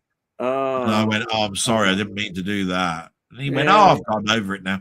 Because I spoke to him the year later, and I said, "I was the one that asked you that question." He said, "Oh, don't think anything about it. It was just that I had an emotional moment because I was remembering my mum." And I went, "Yeah, but it's not very good, is it? Me asking a question to you, Jeff, and you bloody cry, and you have to have 2 minutes to yourself before anybody else can ask a question." God, I was the one that brought the whole bloody thing to a halt for 2 minutes. Oh, yeah, right. But I didn't know that it was going to have that sort of effect. No, that's true. But I don't know, squirrels. I mean, we've already had rabbits in Holy Grail, haven't we? The rabbits that bit your head off.